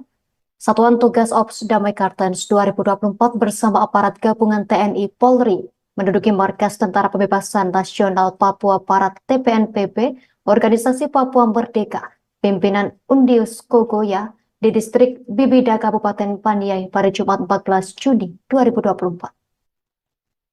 Kepala Operasi Damai Kartens 2024 Kombes Faisal Ramadhani mengatakan pihaknya selain menduduki markas KKB, aparat juga menyita sejumlah barang bukti. Untuk informasi lebih lengkapnya akan dilaporkan rekan Hendrik Rewapatara untuk Anda pemirsa. Rekan Hendrik, silakan laporan lebih lengkapnya dari Anda, rekan. Oke, rekan Justina dan juga Tribuners di mana saja berada, memang benar aparat keamanan Satgas Ops Damai Kartens 2024 dan juga aparat gabungan TNI Polri dari Kodam 17 Cendrawasih dan juga Polda Papua telah menduduki markas kelompok kriminal bersenjata kelompok Undius Kogoya, tepatnya di distrik Bibida, Kabupaten Paniai, Provinsi Papua Tengah pada Jumat 14 Juni 2024, di mana pada saat melakukan penyerangan atau berhasil merebut markas tersebut, mereka berhasil menyita sejumlah barang bukti, di mana Kepala Operasi Damai Kartens Kombes Faisal Ramadhani mengatakan bahwa pihaknya melakukan penegakan hukum yang tegas dan terukur terhadap kelompok kriminal bersenjata Undius Kogoya yang pada beberapa waktu lalu atau pada 11 Juni 2024 kemarin melakukan tindakan kekerasan terhadap salah satu supir mobil yang melakukan aktivitas sehari-hari, yakni mereka menembak dan sekaligus membakar dia tepatnya di Paniai, di mana mereka melakukan penegakan ini menurut Faisal sendiri terhadap kelompok kriminal bersenjata pimpinan Undius Kogoya yang memang sangat meresahkan setiap hari atau setiap tahunnya melakukan aktivitas kejahatan di seputaran Paniai. Dan Faisal mengatakan juga pelaksanaan penegakan hukum ini sendiri tidak hanya Satgas Damai Kartens, namun ini aparat gabungan yakni TNI Polri dari Kodam 17 Cendrawasih maupun Polda Papua. Di mana selain Faisal, di sini dari informasi yang saya himpun, Kasatgas Humas Operasi Damai Kartens Bayu Suseno mengatakan bahwa pihaknya telah berhasil menduduki markas tersebut, di mana setelah mereka menindaklanjuti informasi dari yang mereka peroleh setelah menduduki markas tersebut, ada beberapa barang bukti yang disita, ya, di mana dari informasi yang saya peroleh barang bukti yang disita yakni senapan angin sebanyak 3 pucuk, kemudian amunisi kaliber 5,66 mm sebanyak 2 butir, kemudian amunisi kaliber 7,62 mm sebanyak 2 butir, kemudian drone plus remote control 1 unit, parang 2 buah, tombak 6 buah, sangkur 4 buah, kemudian handphone sebanyak 7 buah, kemudian HT jenis Baofeng ada 1 buah, beberapa dokumen dan peralatan tempur lainnya. Di mana Bayu mengatakan dalam operasi ini mereka tidak hanya sendiri, namun melibatkan beberapa tim yang seperti tadi saya sebutkan dari Kodam maupun Polda Papua.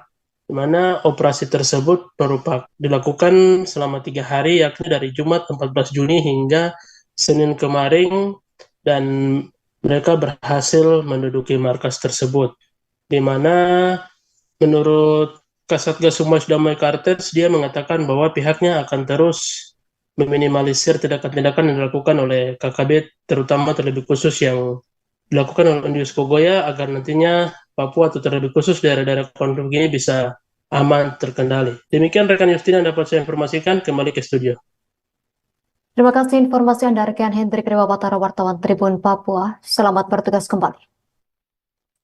Pemirsa, satu rumah tinggal berbahan kayu terbakar hebat di Jalan RK Ilir, Gang Gudang 5, tepat di samping Rumah Sakit Sultan Suryansyah, Kelurahan Kelayan Selatan, Banjarmasin Selatan, pada Minggu 16 Juni 2024 malam hari. Musibah kebakaran tersebut menghanguskan satu rumah yang diketahui milik Vihara Duta Praba, tempat tinggal para petugas kebersihan di vihara tersebut. Untuk informasi lebih lengkapnya akan dilaporkan rekan Rifki Sulaiman, wartawan Banjarmasin Pos untuk Anda. Rekan Rifki, silakan laporan Anda, rekan. Ya, terima kasih rekan Justina. Selamat siang Tribuners sekalian. Kemarin hari Minggu 16 Juni 2024 sekitar pukul 8 malam terjadi musibah kebakaran di malam Idul Adha. Yang diketahui kebakaran itu merupakan bangunan milik Vihara Duta Praba, tempat tinggal para petugas kebersihan di vihara tersebut. Menurut seorang perempuan yang juga menempati bangunan tersebut, Marles namanya, ia mengatakan kebakaran tersebut terjadi ketika dirinya dan rekannya yang lain sedang tidak berada di dalam rumah. Mereka sedang di depan rumah, sementara rumah itu dalam keadaan kosong, ditinggal oleh penghuninya. Marles menyebut rumah tersebut dihuni oleh 5 orang, termasuk dirinya yang bekerja menjadi petugas kebersihan di Vihara Duta Praba. Kemudian ia juga menampik saat ditanyakan terkait apakah meninggalkan kompor yang sedang menyala karena di rumah tersebut tidak ada kompornya. Marles mengaku kebakaran itu lantas menghebohkan warga setempat. Kemudian beruntung kebakaran cepat ditangani oleh puluhan relawan damkar yang berdatangan. Kemudian Alex, salah satu penghuni bangunan yang diketahui berada di Vihara Duta Praba itu, mengatakan dia sedang makan di dapur vihara, namun tiba-tiba melihat adanya api berasal dari salah satu ruangan, yaitu ruangan kamar. Api tersebut membesar dengan sangat cepat, terlebih bangunan yang didominasi dengan kayu. Dikarenakan bangunan yang mayoritas berbahan kayu itu, api sangat cepat merambat hingga membakar hangus bangunan tersebut dan sempat membakar bangunan yang ada di sampingnya, bangunan milik orang lain ya, namun tidak habis sepenuhnya. Terlebih di bangunan itu para penghuninya sedang tidak ada, mereka masing-masing sedang bertugas di vihara. Sementara itu Ketua RT setempat, Suryani Ahmad, mengatakan api sudah besar membara ketika ia mengetahui ada kebakaran. Posisinya saat itu ia berada di rumah, kemudian mendengar bunyi relawan damkar dan langsung keluar rumah menuju lokasi kebakaran yang ternyata dekat dari rumahnya. Saat itu kata Suryani, api sudah menyala hebat berada di atas rumah. Sementara ini pihak berwajib masih terus melakukan penyelidikan atas musibah kebakaran itu, namun beruntungnya tak ada korban jiwa maupun luka atas musibah tersebut. Oke, itu yang bisa disampaikan rekan Justina. Kembali ke studio. Terima kasih. Terima kasih rekan Rifki Sulaiman, wartawan Banjarmasin Pos, atas laporan dari Anda. Selamat bertugas kembali. Pemirsa, sebagian umat Islam di ibu kota negara IKN Nusantara melaksanakan ibadah Salat Idul Adha di Masjid Darussalam, Kecamatan Sepaku. Beberapa lainnya mendatangi masjid-masjid terdekat serta tanah lapang yang ada di dekat rumah masing-masing. Mereka berbondong-bondong sejak pagi karena Salat Idul Adha di ibu kota baru mulai dilaksanakan pukul 7:30 waktu Indonesia Tengah. Informasi selengkapnya akan dilaporkan rekan Dita Rahayu, wartawan Tribun Kaltim untuk Anda. Rekan Dita, silakan laporan selengkapnya dari Anda, rekan. Baik, Justina dan Tribuners, dapat kami laporkan dari Kabupaten Penajam Pasar Utara, khususnya di Kecamatan Sepaku, Ibu Kota Nusantara, bahwa umat Islam yang ada di Ibu Kota Nusantara, Kecamatan Sepaku, melaksanakan ibadah sholat Idul Adha di Masjid Darussalam, Desa Tengin Baru. Beberapa lainnya mendatangi masjid-masjid terdekat serta tanah lapang yang ada di dekat rumah masing-masing. Masyarakat berbondong-bondong sejak pagi hari karena sholat Idul Adha di Ibu Kota Baru ini mulai dilaksanakan pukul 7.30. Pelaksanaan sholat Idul Adha berlangsung seperti biasa tanpa banyak rangkaian. Masjid Darussalam, Desa Tengin Baru, Kecamatan Sepaku juga diketahui mendapatkan sapi kurban dari Presiden Joko Widodo. Selain itu, ada juga sapi kurban bantuan dari Telkom serta dari masyarakat umum. Prosesi pemotongan hewan kurban dilaksanakan setelah sholat Idul Adha, selanjutnya langsung dibagikan kepada masyarakat. Diketahui ada 5 ekor sapi yang dikurbankan di Masjid Darussalam, Desa Tengin Baru, Ibu Kota Nusantara, dan yang dari Presiden Joko Widodo itu adalah sapi 1 ekor berjenis limosin. Kemudian bantuan ini merupakan bantuan kemasyarakatan yang diserahkan langsung oleh perwakilan dari Istana Kepresidenan, selanjutnya diserahkan kepada pengelola masjid, kemudian diberikan kepada masyarakat. Untuk diketahui, Masjid Darussalam ini mendapatkan bantuan dari Presiden Joko Widodo berupa 1 ekor sapi jenis limosin dengan ukuran 900 kg. Demikian, Christina. Terima kasih rekan Dita, wartawan Tribun Kaltim atas laporan dari Anda. Selamat bertugas kembali.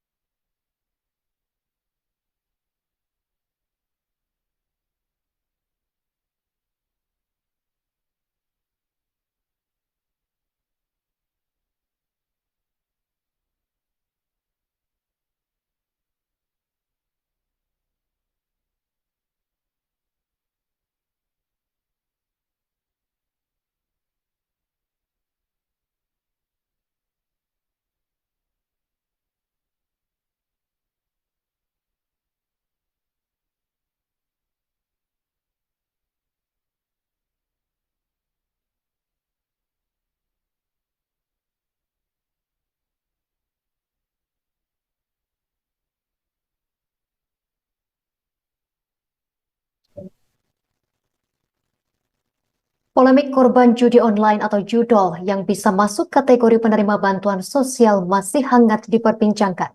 Menteri Koordinator Menko Perekonomian Erlangga Hartarto memastikan korban judi online tidak ada dalam anggaran pendapatan dan belanja negara APBN. Dijelaskan Erlangga, pihaknya terus berkoordinasi dengan Kemenko Bidang Pembangunan Manusia dan Kebudayaan PMK, di mana PMK sebagai instansi yang menaungi bansos. Oleh sebab itu, Erlangga menyebut apabila ada kementerian yang menilai pemberian bansos kepada korban judi online adalah hal yang tepat, dipersilakan untuk diusulkan ke kementeriannya. Sebelumnya, Erlangga menyatakan bahwa korban judi online tidak tergolong pada kategori yang seharusnya mendapatkan fasilitas bansos. Erlangga menuturkan korban judi online tidak seperti mitra ojek online atau ojol, di mana ojol pernah mendapatkan bansos dari pemerintah.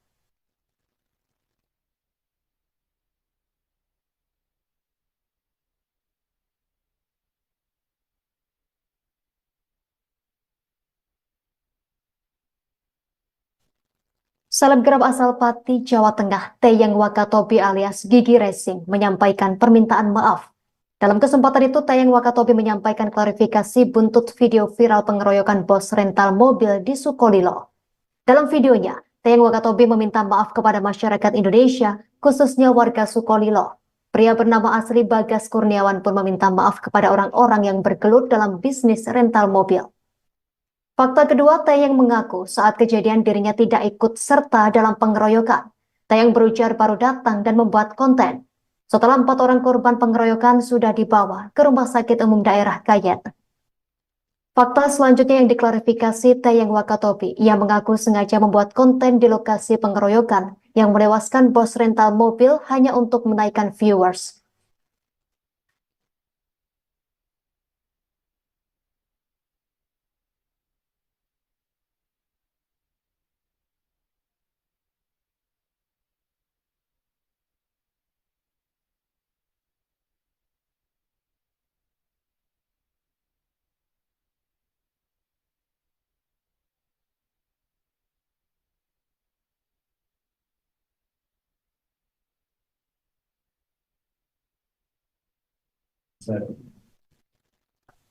Anggota organisasi Papua Merdeka OPM yang ditembak mati aparat gabungan TNI dan Polri di Paniai, Papua Tengah ternyata bekas anggota TNI. Nama disertir yang bergabung dengan OPM itu adalah Danis Murib. Danis Murib ditembak mati Satgas Damai Kartens dan pasukan gabungan TNI Polri. Komandan Satgas Media Korps Habema, Letkol Yogi Nugroho mengatakan pengejaran terhadap anggota KKB pimpinan Undius Kogoya dilakukan sejak Jumat 14 Juni 2024. Dikatakan Yogi Nugroho Danis Murib adalah prajurit TNI berpangkat prajurit 2 atau Prada. Danis Murib sebelumnya merupakan anggota Satgas Yonif 57, Yonif 527 Baladibya Yuda Kodam 5 Brawijaya. Selama 2 bulan, Danis Murib meninggalkan tugas dan bergabung menjadi anggota KKB. Penembakan ini berdampak positif menjaga stabilitas keamanan di wilayah Papua.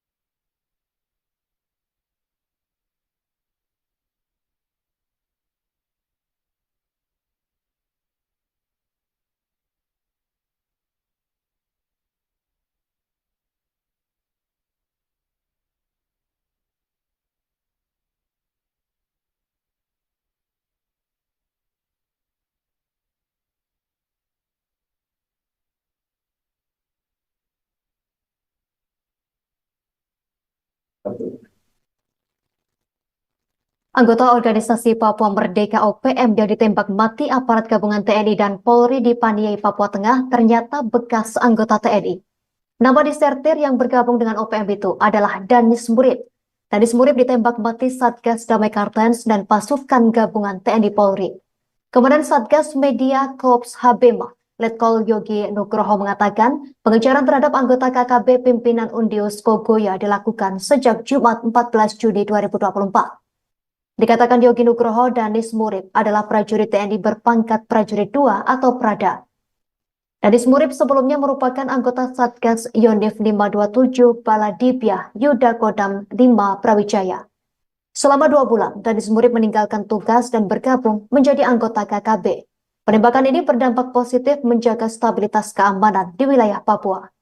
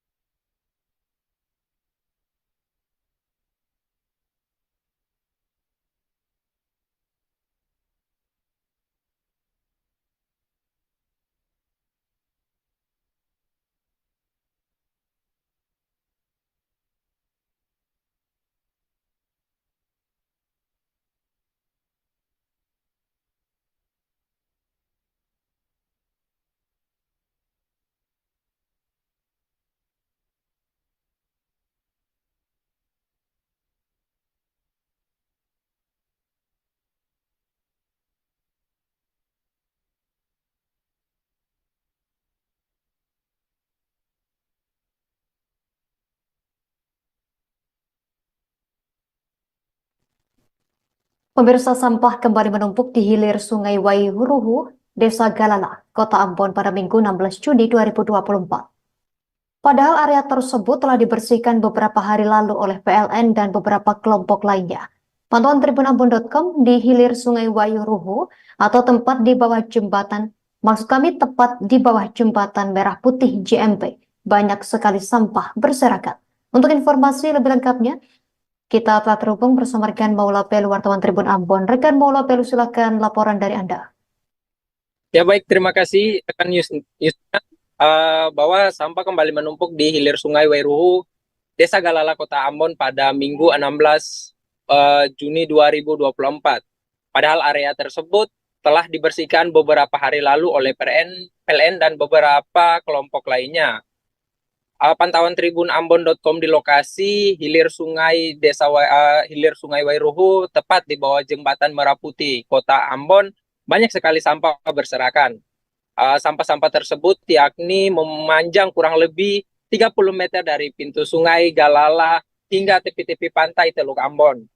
Ada berbagai jenis sampah, mulai dari sampah plastik, kemasan makanan, minuman, popok bayi, pakaian, hingga kayu-kayu yang berukuran besar. Beberapa warga yang sering memanfaatkan wilayah tersebut sebagai tempat foto dan menikmati pemandangan perairan Teluk Ambon kesal akan hal itu. Ia berharap agar wilayah ini dapat dibersihkan dan warga tidak membuang sampah sembarangan. Diberitakan sebelumnya bahwa pada area Sungai Wairuhu itu sebanyak 35 ton dibersihkan oleh TNI bersama dengan Dinas Lingkungan Hidup Kota Ambon pada Rabu 22 Mei 2024 lalu. Selanjutnya pada Rabu 5 Juni 2024 lalu PT Pelni Unit Induk Wilayah Maluku dan Maluku Utara dan berbagai elemen lainnya berhasil mengumpulkan 8 ton sampah di area tersebut. Demikian laporan yang dapat saya sampaikan. Terima kasih, saya kembalikan ke rekan Yustina. Terima kasih atas laporan Anda, rekan Maula Pelu, wartawan Tribun Ambon. Selamat bertugas kembali. Berikut kami tampilkan wawancara wartawan kami bersama Alia. Menurut kita kan merusak pemandangan, kotor karena di sini kan salah satu objek bukan wisata sih, tapi kan kebanyakan anak-anak tuh main di sini. Jadi ya kan merusak pemandangan. Gitu. Kakak mengharapkan kayak bagaimana begitu? Ya, Kakak cuma bisa mengharapkan dan cuma bisa datang kasih bersih begitu. Jaga kebersihan sih, jangan buang sampah sembarangan.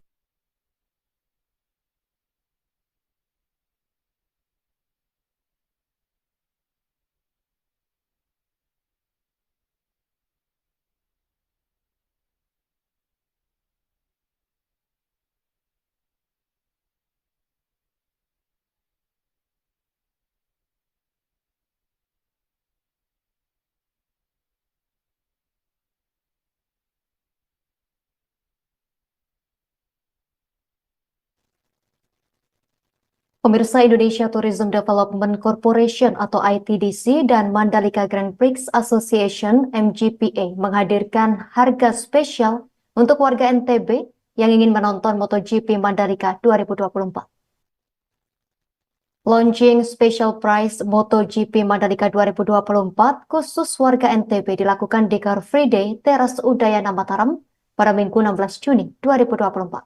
Untuk informasi lengkapnya, kita telah terhubung bersama rekan Sinto, wartawan Tribun Lombok, yang akan melaporkannya untuk Anda. Rekan Sinto, silakan laporan lebih lengkapnya dari Anda, rekan. Baik, terima kasih rekan Yustina.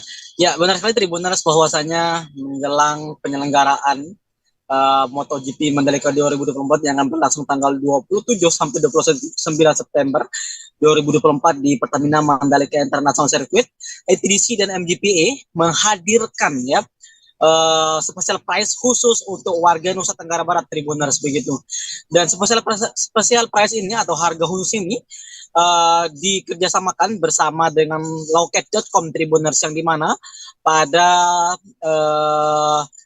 harga spesial ini untuk warga NTB sendiri pada Car Free Day itu ya pada tanggal 16 Juni 2024 terdapat harga khusus ya jika dibeli pada hari itu yang dimana terdapat diskon hingga 20% Tribuners begitu khusus untuk warga NTB dari dari sejak pagi hari hingga pukul 6 sore Tribuners di teras Udayana Mataram Tribuners begitu. Terdapat juga harga promo dan harga spesial lainnya yang dikhususkan untuk warga NTB, yaitu yang dimana sejak tanggal 18 ya Tribuners sampai 30 Juni 2024 Tribuners warga NTB jika membeli satu tiket MotoGP Mandalika 2024 maka akan gratis menonton balapan Asia Road Racing Championship ya seri Mandalika yang akan berlangsung sekitar bulan Agustus 2024 Tribuners begitu. Dan juga tentunya terdapat berbagai hal-hal menarik lainnya yang dihadirkan oleh MGPA dan maupun ITDC di sana yang dimana terdapat juga challenge video Tribuners yang nantinya para penonton, para peserta yang ikut nantinya akan mendapatkan hadiah handphone hingga tiket gratis nonton MotoGP Mandalika 2024 Tribuners begitu.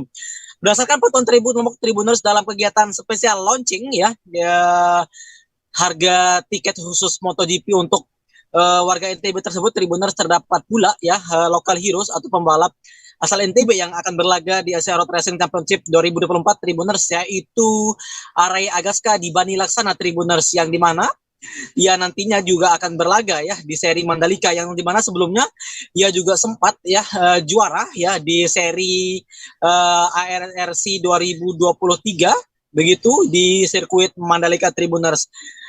Arai Agaska di Bani Laksana saat ini terus juga melakukan persiapan baik fisik maupun mental Tribuners untuk menghadapi ya balapan Asia Road Racing Championship 2024 ini Tribuners begitu.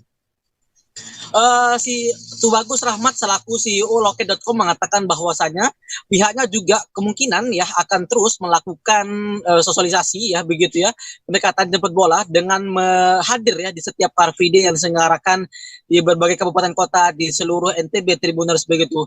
Pihaknya juga menargetkan tentunya ya kota-kota lainnya yang menjadi market MotoGP mulai dari Bali begitu ya Surabaya, Jakarta dan berbagai kota-kota lainnya Tribuners begitu.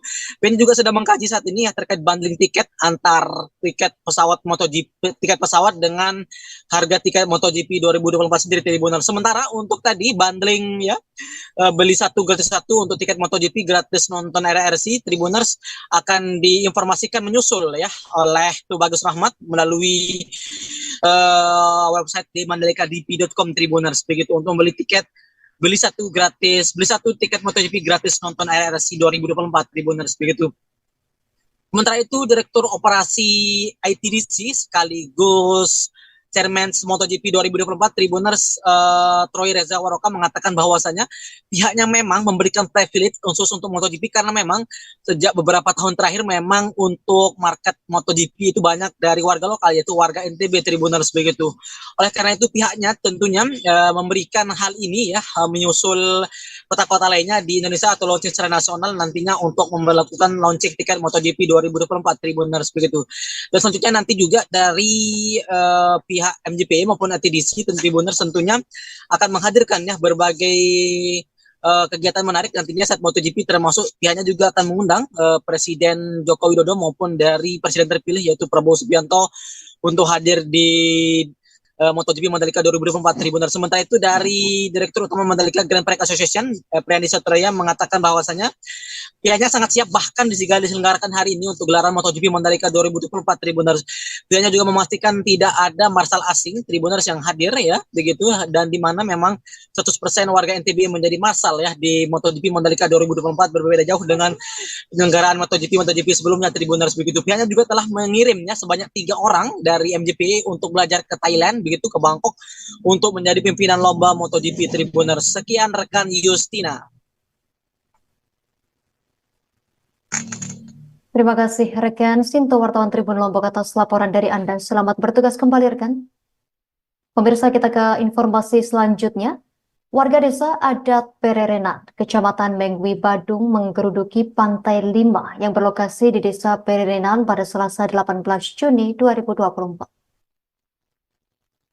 Mereka datang untuk berdemo dan memasang baliho penolakan akan pembangunan yang dilakukan oleh investor di lahan negara. Terkait informasi lebih lengkapnya, kita telah terhubung bersama rekan Komang Agus Arianta, wartawan Tribun Bali yang akan melaporkannya untuk Anda. Rekan Komang Agus, silakan laporan selengkapnya dari Anda. Baik, terima kasih Justina. Bisa saya laporkan dari Kabupaten Badung, Bali, bahwa Desa Adat Pererenan yang berlokasi tepatnya di Pantai 5, Desa Adat Pererenan Mengui Badung melakukan protes atau penolakan terkait dengan pembangunan yang dilakukan oleh investor. Nah, proyek itu ditolak karena menggunakan lahan negara. Untuk diketahui, lahan tersebut merupakan hasil penataan dari Dinas Pekerjaan PUPR Badung dengan melakukan penataan sungai. Jadi sungai itu dilakukan normalisasi atau pengurugan yang diklaim disebut reklamasi oleh pihak Desa Adat.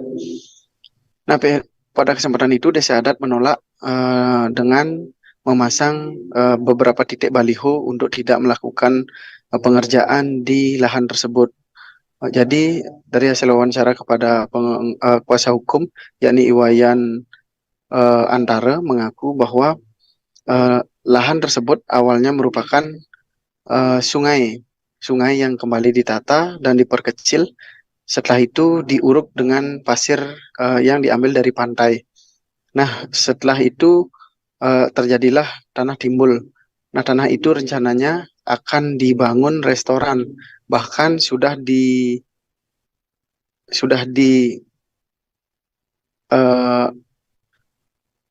ditata oleh Pemkab Badung dari penataan sungai dan disewakan kepada pihak ketiga yakni investor.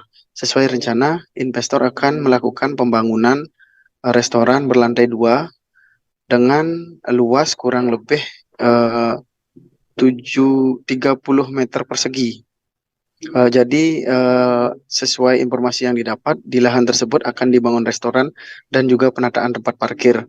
Namun sampai saat ini kami masih berusaha berkoordinasi dengan Pemkab Badung melalui Dinas PUPR terkait dengan kepemilikan lahan tersebut yang merupakan hasil penataan dari Pemkab Badung sendiri. Begitu Justina. Terima kasih rekan Komang Agus Arianta, wartawan Tribun Bali atas laporan dari Anda. Selamat bertugas kembali rekan. Pemirsa, berikut kami tampilkan wawancara wartawan kami bersama kuasa hukum Desa Adat Pererenan, Iwayan Koplokantara. Sungai Surungan atau di atas tanah reklamasi atau di atas tanah negara.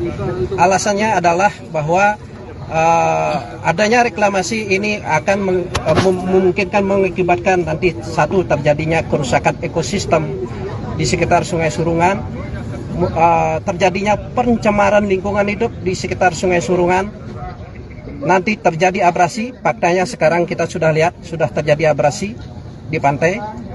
Kemudian tertutupnya akses bagi Kramo Desa Adat Pererenan nanti akan ke pantai, mempersempit. Yang lebih parah nanti akan terganggunya kegiatan keagamaan ke Pantai Surungan. Itu menjadi landasan utama kenapa Desa Adat Pererenan menolak dengan tegas adanya pembangunan di atas tanah reklamasi atau di atas Sungai Surungan. Nah, mengenai segala bentuk kegiatan reklamasi, tadi saya sudah sampaikan bahwa reklamasi ini tidak ada izin, tidak ada amdalnya, tidak ada izin dari KKP, Kementerian Kelautan dan Perikanan. Sesuai dengan Undang-Undang Nomor 27 Tahun 2007, Undang-Undang tentang reklamasi, apabila terjadi tanah timbul, tanah reklamasi, maka siapa yang menguasai? Yang menguasai adalah negara. Nah, sesuai dengan pemerintahan daerah, Undang-Undang Pemerintahan Daerah sekarang sudah diperkuat dengan Undang-Undang Omnibus Law, Undang-Undang Cipta Kerja, maka terhadap tanah reklamasi siapa yang berhak?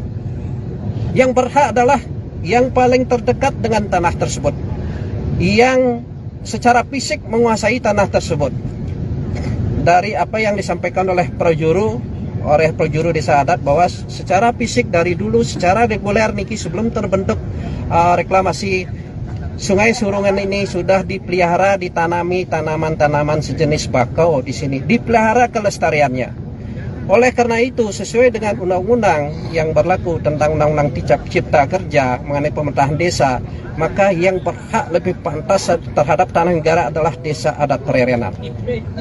Bukan secara semena-mena diklaim oleh PUPR atau oleh Pemda Badung itu tanah aset Pemda. Dicatat katanya, tapi bukan hak milik, Pak. Hak milik adalah sertifikat. Nah, kalau dia dicatat sebagai aset Pemda, awek-awek desa adat sudah ada zaman Belanda, zaman penjajahan, sudah tercatat ini wewenangan desa adat Pererenan. Yang mana lebih dulu ada desa adat apa Pemda Badung? Pak, sebelumnya sudah ada. Pemirsa, demikian informasi live update siang hari ini. Saya Yustina Kartika beserta kru yang bertugas pamit undur diri. Terima kasih atas kebersamaan Anda. Sampai jumpa.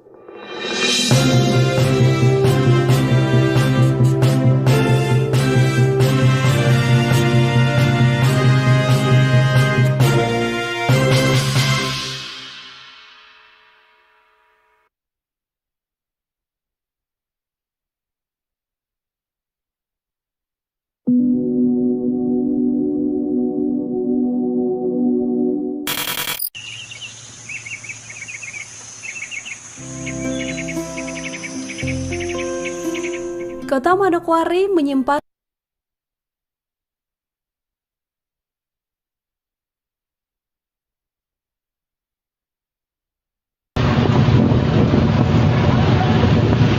Sekelompok pemuda kocar-kacir dihampiri tim perintis presisi Polrestabes Makassar yang menggelar patroli pemantauan wilayah.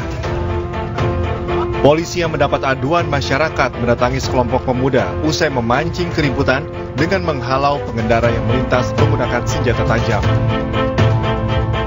2 pelaku berhasil ditangkap, namun 3 lainnya berhasil melarikan diri usai memanjat tembok dan masuk hingga ke dalam semak-semak. Usai dilakukan pendalaman pemeriksaan, diketahui kedua pelaku merupakan seorang muncikari di sebuah wisma penginapan yang tak jauh dari TKP. Sejumlah barang bukti berhasil diamankan seperti sepeda motor milik pelaku.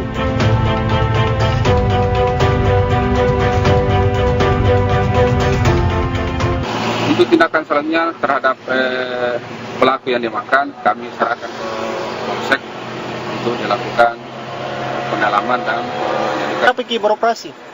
Dari jam 12 tadi. Ya, dari jam 12 sampai jam 6. Sampai jam 6, 200 sampai 300 begitu. Iya. Ini yang kita jual orang mana? Galesong. Orang Galesong. Guna mempertanggungjawabkan perbuatannya, barang bukti sepeda motor dan pelaku diserahkan ke Polsek Panakukang guna proses hukum lebih lanjut. Dari Makassar, Sulawesi Selatan, tim liputan iNews melaporkan. Kita awali informasi pagi di pemirsa. Sebuah gedung perkantoran di kawasan Kebonjeruk, Jakarta Barat terbakar dan membuat panik pengunjung serta karyawan. Sementara di Yogyakarta, kebakaran menghanguskan tempat kos dan gudang penyimpanan bengkel otomotif. Kita nggak mau masuk, sudah ditutup ya, yang pintunya musuh itu. Kepulan asap hitam membumbung tinggi dari atas gedung perkantoran The Food Hall, Jalan Raya Perjuangan Kebonjeruk, Jakarta Barat, Jumat siang. Seluruh karyawan dan pengunjung berhamburan keluar area gedung untuk menyelamatkan diri. Petugas pemadam kebakaran yang tiba di lokasi kejadian berjibaku mengeluarkan asap pekat dari dalam gedung untuk memudahkan pemadaman dengan menggunakan alat bantu pernafasan menuju sumber api. Kebakaran ini diduga akibat korsleting listrik pada bagian panel listrik di lantai 3 gedung. Saya mau break, mau istirahat keluar, tiba-tiba udah ada asap. Diberi info katanya dari lantai 2, area gym, Osborn.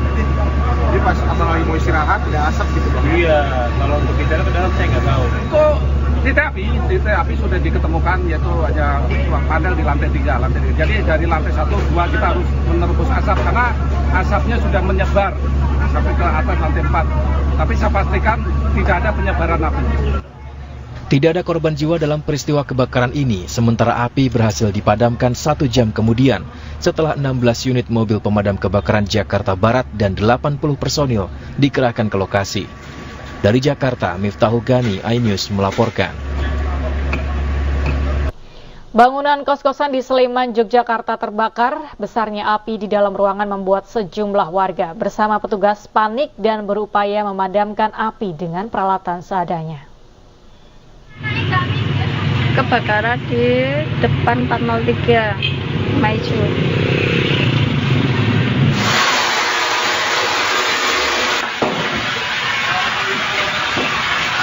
Bangunan kos-kosan di Kelurahan Nogotirto, Kapanewon, Gamping, Sleman, Yogyakarta habis terbakar. Kencangnya hembusan angin membuat kobaran api semakin membesar hingga menghanguskan gudang penyimpanan bengkel otomotif berdampingan dengan bangunan kosan. Tim petugas gabungan yang terdiri dari Damkar, TNI Polri bersama relawan lainnya berusaha padamkan api dengan menerjunkan mobil pemadam kebakaran dari Sleman dan kota Yogyakarta sebanyak 7 unit. Api berhasil dipadamkan setelah 45 menit kemudian. Di daerah Maizu terjadi kebakaran, adanya kos-kosan. Jalannya ada jalannya sempit, jadi ini di belakang bangunan. Jadi nggak ada jalan yang armada tidak bisa mendekat. Jadi kita menaiki gedung. Ya ini sekitar 45 menit api bisa kita padamkan dan dinyalakan. Tidak ada korban jiwa dalam peristiwa ini, namun kerugian ditaksir mencapai puluhan juta rupiah. Dari Sleman, Daerah Istimewa Yogyakarta, Gali Wisma, iNews melaporkan. Pemirsa, balita laki-laki berusia 1,5 tahun terkunci di dalam kamar selama kurang lebih 1 jam. Proses evakuasi pun harus menggunakan peralatan khusus.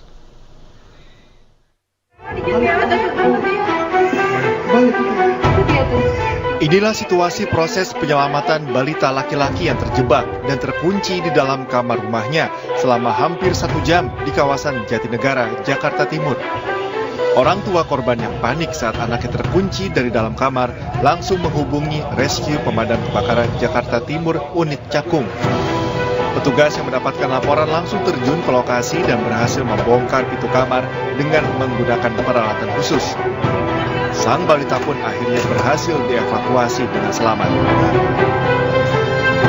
Assalamualaikum warahmatullahi wabarakatuh. Alhamdulillah hari ini kami dari Damkar Sektor Cakung telah berhasil mengevakuasi anak kecil yang terjebak di kamar di perumahan Jatinegara Indah. Anaknya selesai mandi, terus diajak mbaknya pakai baju di kamar, tapi mbaknya keluar agak bilang sebentar, ternyata anaknya mainan kunci terus terkunci di dalam. Sebenarnya kita punya kunci syarat, tapi karena kuncinya nyangkut di dalam, kita nggak bisa buka.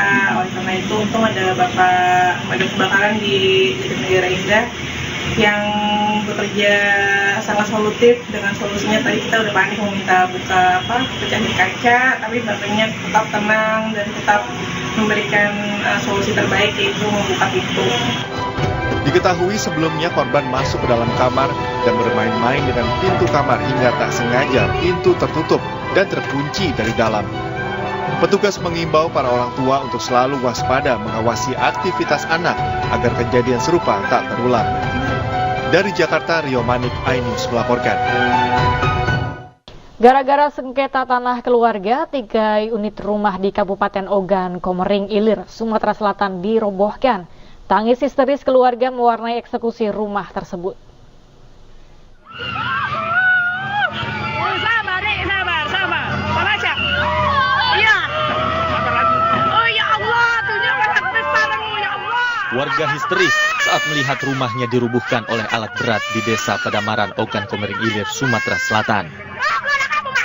Aksi pembongkaran itu dilakukan penggugat Heriadi dan Zainul Bahri yang mengklaim tanah tersebut miliknya berdasarkan surat kepemilikan dan memenangkan gugatan di pengadilan. Bangunan rumah yang ada pun dibongkar hingga rata dengan tanah. Dalam kurun waktu 1 jam, ketiga rumah itu berhasil dirobohkan.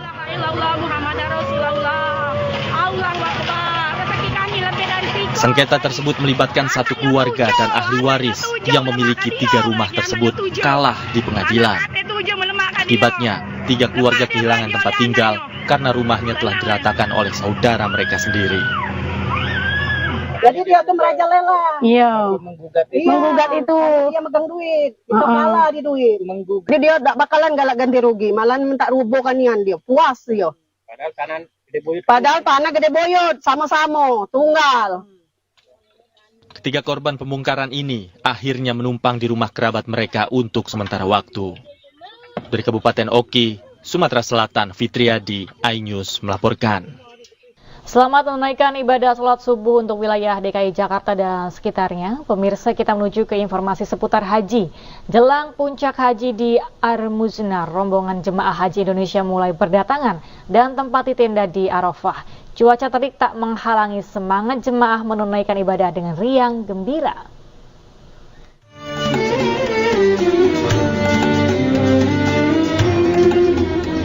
Sejak pukul 8 pagi, secara bertahap rombongan jemaah mulai menempati tenda di maktab yang disediakan oleh Masyarik, vendor yang melayani jemaah haji Indonesia. Salah satunya di Maktab 68, 3 bus yang membawa jemaah dari Karawang dan Depok, Jawa Barat. Saat tiba, pintu bus masih tersegel. Petugas Masyarik kemudian membuka segel stiker dan mempersilahkan jemaah turun. Dengan layanan dari petugas dan fasilitas yang ada di tenda, para jemaah pun terlihat riang gembira setelah tiba di Arafah. Alhamdulillah senang sekali bisa sampai di tempat ini, seperti mimpi kayaknya. Semuanya enak, semuanya menyenangkan. Begitulah. Petugasnya gimana, Bu? Petugasnya oke. Saya ramah-ramah, nggak pernah saya jalan nggak dituntun kalau turun. Hatinya lapang. Nggak ada kata susah. Ya namanya tamu Allah kan harus senang ya Pak ya. Ya kita dijamu Allah, apapun yang disediakan itulah yang harus kita terima. Hal senada juga disampaikan oleh Linda Roza, jemaah haji asal Depok yang terkesima dengan pelayanan petugas. Oh senang sekali Pak, biarpun keadaannya begini, tapi kami semua menerima. Alhamdulillah, sudah dapat tempat yang baik sekali, pelayanannya bagus. Jemaah disambut langsung oleh Kepala Sektor 9 Ad Hoc Abrar Munanda. Di Arafah, jemaah haji Indonesia akan menempati 73 maktab yang terdiri dari 1.169 tenda dan dibagi ke dalam 11 sektor. Setiap tenda berkapasitas antara 100 hingga 300 jemaah. Malam tadi kita telah melakukan survei dan pengecekan langsung tenda-tendanya bagaimana, kasur-kasurnya bagaimana, bantalnya bagaimana, alat pendingin ruangannya bagaimana, sarana MCK, toilet apakah ramah lansia, masih bisa dipergunakan atau tidak, dapurnya kita juga cek, alat masaknya apakah lengkap, bahan-bahan logistik yang akan dimasak juga ada, dan juga bagaimana tenaga yang akan memasak dan yang akan mendistribusikan. Alhamdulillah untuk wilayah sektor Edok 9 ini semuanya sudah dianggap memenuhi ketentuan yang ditetapkan. Dijadwalkan paling lambat pukul 9 malam seluruh jemaah haji Indonesia sudah tiba di Arafah. Selanjutnya pada Sabtu 15 Juni, jemaah haji akan melaksanakan wukuf di Arafah. Dari Makkah, Arab Saudi, Suhud Nur Fadli, anggota Media Center Haji 2024, melaporkan. Jelang puncak haji, Kementerian Agama bersama Masyarik menyiapkan lebih dari 1.000 bus untuk mengangkut jamaah ke Arafah. Lalu bagaimana alur jemaah naik bus dari hotel menuju Arafah? Berikut informasinya untuk Anda.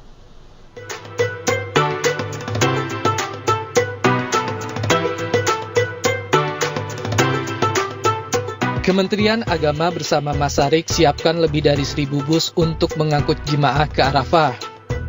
Nantinya bus datang ke hotel secara berkelompok. Setiap kelompok terdiri dari 2 bus yang datang dengan rentang waktu 10 menit. Pemberangkatan jemaah dari hotel ke Arafah terbagi dalam 3 trip. Pertama pukul 6 hingga 10 pagi, kedua pukul 10.30 hingga 3 sore, dan trip ketiga pukul 15.30 hingga 8 malam. Setiap trip disiapkan 21 bus untuk masing-masing maktab. Sebelumnya, para jemaah sudah mengantri di lobi hotel dengan berihram dan membawa perlengkapan masing-masing. Jemaah harus membawa smart card atau kartu nusuk untuk di-scan sekaligus sebagai akses masuk ke Arafah.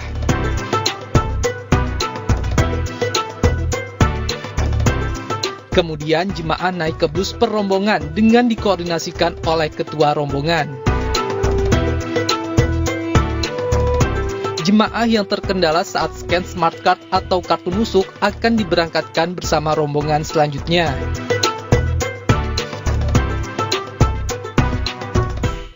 Pemirsa, lebih dari 1,5 juta jemaah haji dari penjuru dunia melaksanakan puncak ibadah haji tahun ini.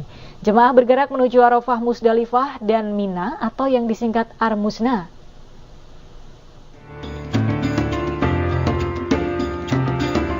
Jemaah wukuf di Arafah yang merupakan puncak ibadah haji. Padang Arafah terletak di sebelah timur laut kota Mekah, Arab Saudi. Wukuf dilaksanakan sejak tergelincir matahari atau waktu zuhur sampai terbenam matahari.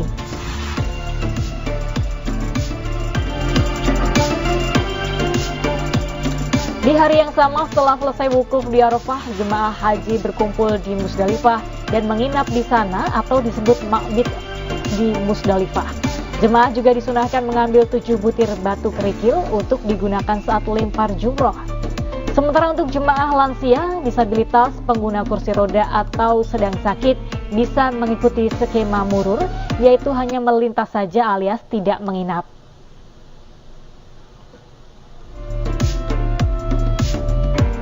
Setelah bermalam di Musdalifah, yakni pada 19 Zulhijjah atau 16 Juni 2024, jemaah haji melempar jumroh akobah dari mulai terbit fajar sampai terbit fajar keesokan harinya di Jamarot. Jemaah juga melakukan tahalul atau bercukur yang menandakan selesainya rangkaian ibadah haji, di mana tahapan ini bertepatan dengan Hari Raya Idul Adha.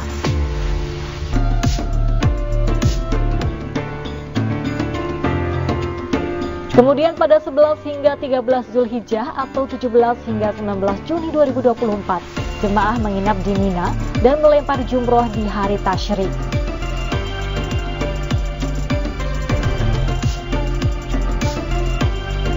Lalu pada 12 Zulhijjah atau 18 Juni 2024 dimulailah proses kepulangan nafar awal atau jemaah haji yang memilih waktu untuk meninggalkan Mina menuju Makkah terlebih dahulu.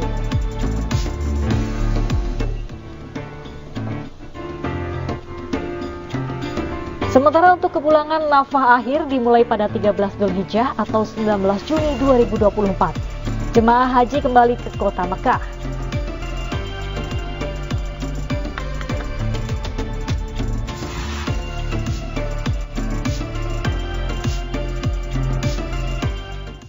Khutbah Arafah pada tahun ini diterjemahkan ke dalam 20 bahasa.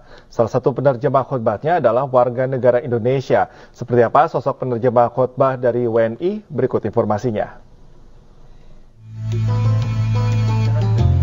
Ahmad Musyadat Harom, pria kelahiran Nusa Tenggara Barat ini berkesempatan menjadi penerjemah khotbah Arafah dalam bahasa Indonesia tahun ini. Namun tahun ini bukanlah tahun pertama dirinya menjadi penerjemah khotbah, melainkan sudah kali ketiga.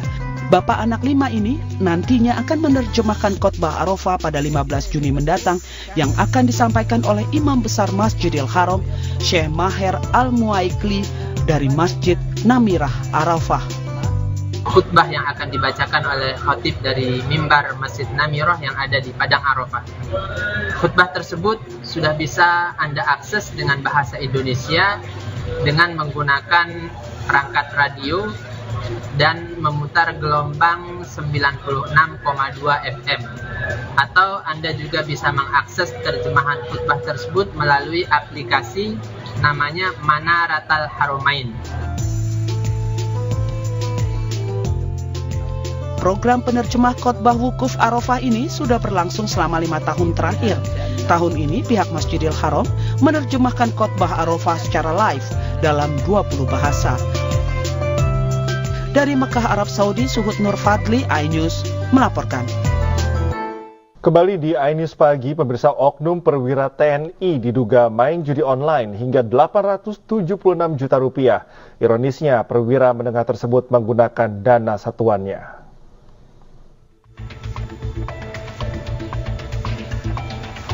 Seorang perwira keuangan berpangkat Letda TNI Brigif 3 TBS Sulawesi Selatan diduga menyalahgunakan dana satuan untuk judi online hingga 876 juta rupiah. Kasus ini terungkap saat oknum perwira menengah tersebut diminta menyerahkan dana oleh Pasilok Brigif 3 BTS. Meski permintaan dana telah dilakukan beberapa hari, namun oknum yang bertugas di bagian keuangan tak kunjung memberikan dana yang diminta. Setelah diperiksa, ia mengakui bahwa uang satuan telah ludes digunakan untuk judi online.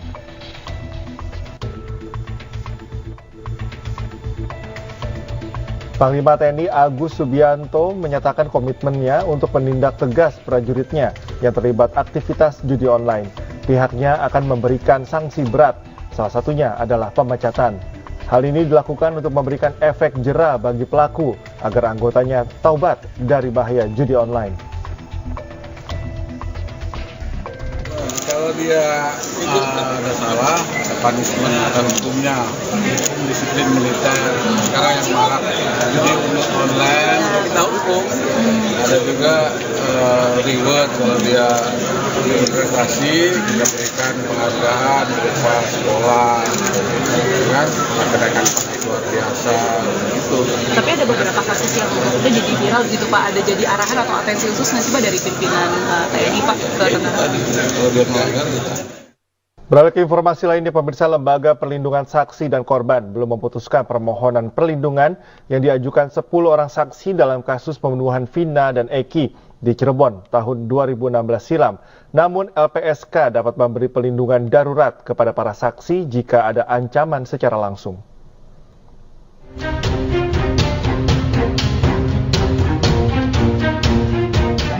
tidak pernah mati. Tim Lembaga Perlindungan Saksi dan Korban masih melakukan asesmen terhadap 10 orang saksi dalam kasus pembunuhan Vina dan Eki di Cirebon 2016 silam. Hingga kini 7 pimpinan LPSK belum memutuskan apakah akan menerima atau menolak permohonan perlindungan yang diajukan.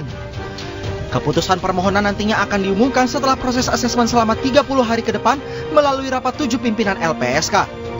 Meski demikian, LPSK dapat memberikan perlindungan darurat kepada pemohon jika ada ancaman secara langsung hingga mengancam keselamatan. Pemberian perlindungan darurat ini dapat diputuskan berdasarkan keputusan dari 2 pimpinan LPSK tanpa harus menunggu rapat 7 pimpinan LPSK setelah menelaah hasil asesmen pemohon. Soal ada ancaman yang mengancam jiwa ya, intimidasi mental jiwa. Yang kedua soal kondisi medisnya, misalnya memang harus berobat segera, kalau enggak sudah meninggal dunia. Terus yang ketiga ini kondisi ada proses hukum yang harus didampingi pada saat itu. Misalnya tiba-tiba mendadak sudah harus diperiksa di pengadilan, maka bisa didampingi oleh LPSK sekarang. Kalau ancamannya itu ancaman langsung atau bisa berupa kayak pesan singkat gitu aja? Langsung, kalau pesan singkat kan belum tentu, bisa jadi kan hoax dan sebagainya ya. Bisa dilakukan di rumah aman, bisa dilakukan pengamanan, bisa dilakukan pengawasan di rumahnya gitu ya. Atau kita sebut sebagai perlindungan lokal. Sebelumnya 10 orang dalam kasus pembunuhan Vina dan Eki di Cirebon 2016 silam telah mengajukan permohonan perlindungan ke LPSK, di mana 3 orang diantaranya adalah saksi dan 7 orang lain merupakan keluarga korban.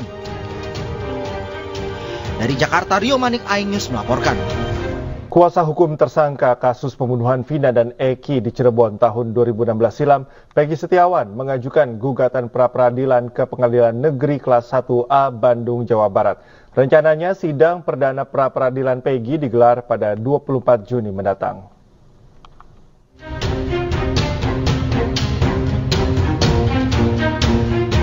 Saya tidak pernah mati. Tim kuasa hukum Peggy Setiawan telah mengajukan pra-peradilan di Pengadilan Negeri Bandung, Jawa Barat, Selasa 11 Juni 2024. Kuasa hukum Peggy menggugat penetapan status tersangka kepada kliennya yang dinilai tidak cukup bukti. Terkait hal tersebut, di laman sistem informasi penelusuran perkara Pengadilan Negeri Bandung, gugatan pra-peradilan yang diajukan Peggy sudah terdaftar. Sementara itu, untuk jadwal sidang perdana diagendakan pada Senin 24 Juni 2024 pukul 9 pagi di Ruang Umar Seno Aji. Pengadilan Negeri Bandung pun sudah menunjuk Hakim Tunggal Eman Sulaiman untuk menangani perkara tersebut. Tim kuasa hukum Peggy Setiawan, tersangka pembunuh Vina Eki, mengajukan sidang pra-peradilan terhadap status kliennya. Pengajuan gugatan tersebut sudah terregister di laman Sistem Informasi Penelusuran Perkara Pengadilan Negeri Bandung. Untuk sidang pra-peradilan Peggy Setiawan rencananya akan digelar pada hari Senin 24 Juni 2024 di Pengadilan Negeri Bandung. Nantinya sidang akan dipimpin Hakim Tunggal Eman Sulaiman.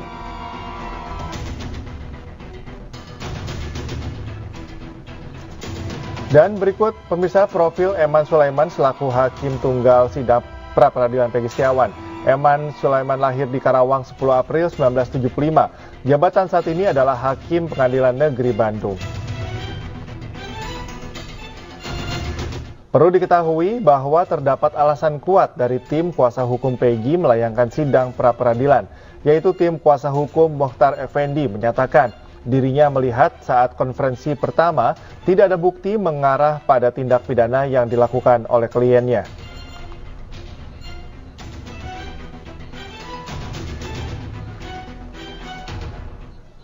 Menteri Hukum dan Hak Asasi Manusia Yasona Lauli meminta pihak kepolisian segera mengusut tuntas kasus Vina. Pengungkapan kasus itu penting segera terwujud agar tidak ada isu lain yang berkembang di masyarakat dan menimbulkan kecurigaan. Ya, kita serahkan kepada polisi supaya membongkar tuntas itu, supaya jangan ada kecurigaan dari masyarakat, apalagi viral. Ada indikasi lagi bukan orang yang ditangkap, bukan orang yang melakukan. Ada kesalahan SOP dalam pemeriksaan. Kita berharap ya semua kasus-kasus seperti itu, jangankan itu, kasus Sengkon dan Karta dulu. Sesudah mereka dihukum menjalani cukup lama baru terungkap bukan mereka pelakunya. Itu menjadi apa ya? Dan membuat jalan untuk pemeriksaan kembali perkara mereka dan diputus oleh pengadilan. Bahkan negara membayar ganti kerugian, ya. Jadi itu hal-hal di negara lain juga pernah kejadian yang mau dihukum mati. Itu kan ada kasus di Amerika itu. Akhirnya dibebaskan, bukan dia pembunuhnya. It happens. Dan dalam keadaan kondisi seperti ini polisi harus betul-betul bergerak keras, cepat mengungkap kasus ini supaya jangan liar. Beralih ke informasi lainnya pemirsa, dalam rangka mendorong hidup sehat, sebuah perusahaan asuransi terbesar di Indonesia menggelar kegiatan olahraga bersama. Kali ini puluhan peserta mengikuti kelas Pilates Reformer yang digelar di kawasan Gelora Bung Karno, Jakarta.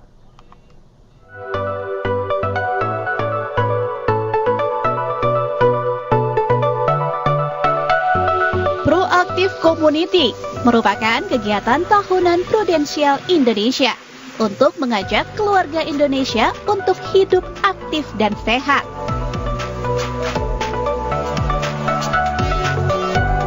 Kegiatan ini digelar dari 19 Mei hingga 28 Juli 2024 dengan lebih dari 100 kelas olahraga dan menyasar lebih dari 3.000 peserta di Jabodetabek.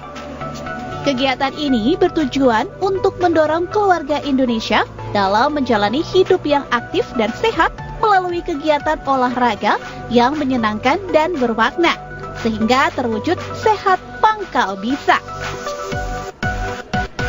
Peserta juga berkesempatan memenangkan 10 Weeks Fit and Well Challenge yang berhadiah total senilai 100 juta rupiah. Proaktif Community ini sudah berjalan sejak pertengahan Mei dan akan terus berjalan selama 10 minggu ke depan. Prudential mengajak masyarakat untuk ikutan berbagai acara olahraga, mulai dari pound fit, yoga, cardio dance di berbagai kesempatan. Malah ada 100 kelas lebih loh yang bisa diikuti di berbagai lokasi tempat acara. Proaktif Community juga menghadirkan sesi konsultasi kesehatan selama kegiatan berlangsung.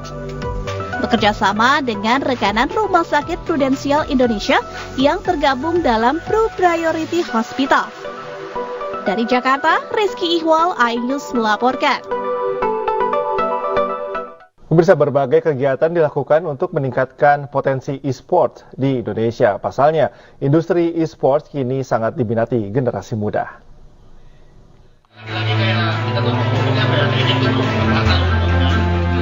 Era jaya digital mengundang para komunitas Mobile Legends di wilayah Jabodetabek untuk bertanding bersama pro player sekaligus menjadi momen peresmian untuk Erafon Nasional Turnamen 2024. Memasuki tahun ketiga, turnamen ini menjadi bentuk dukungan dari Erafon kepada perkembangan industri e-sports di Indonesia. Pada Erafon Nasional Turnamen 2024 kali ini, hadiah yang akan diperebutkan senilai 200 juta rupiah berupa uang tunai dan smartphone. Event ini berlaku untuk umum, mulai dari pelajar hingga semua kalangan usia. Jadi bagi Anda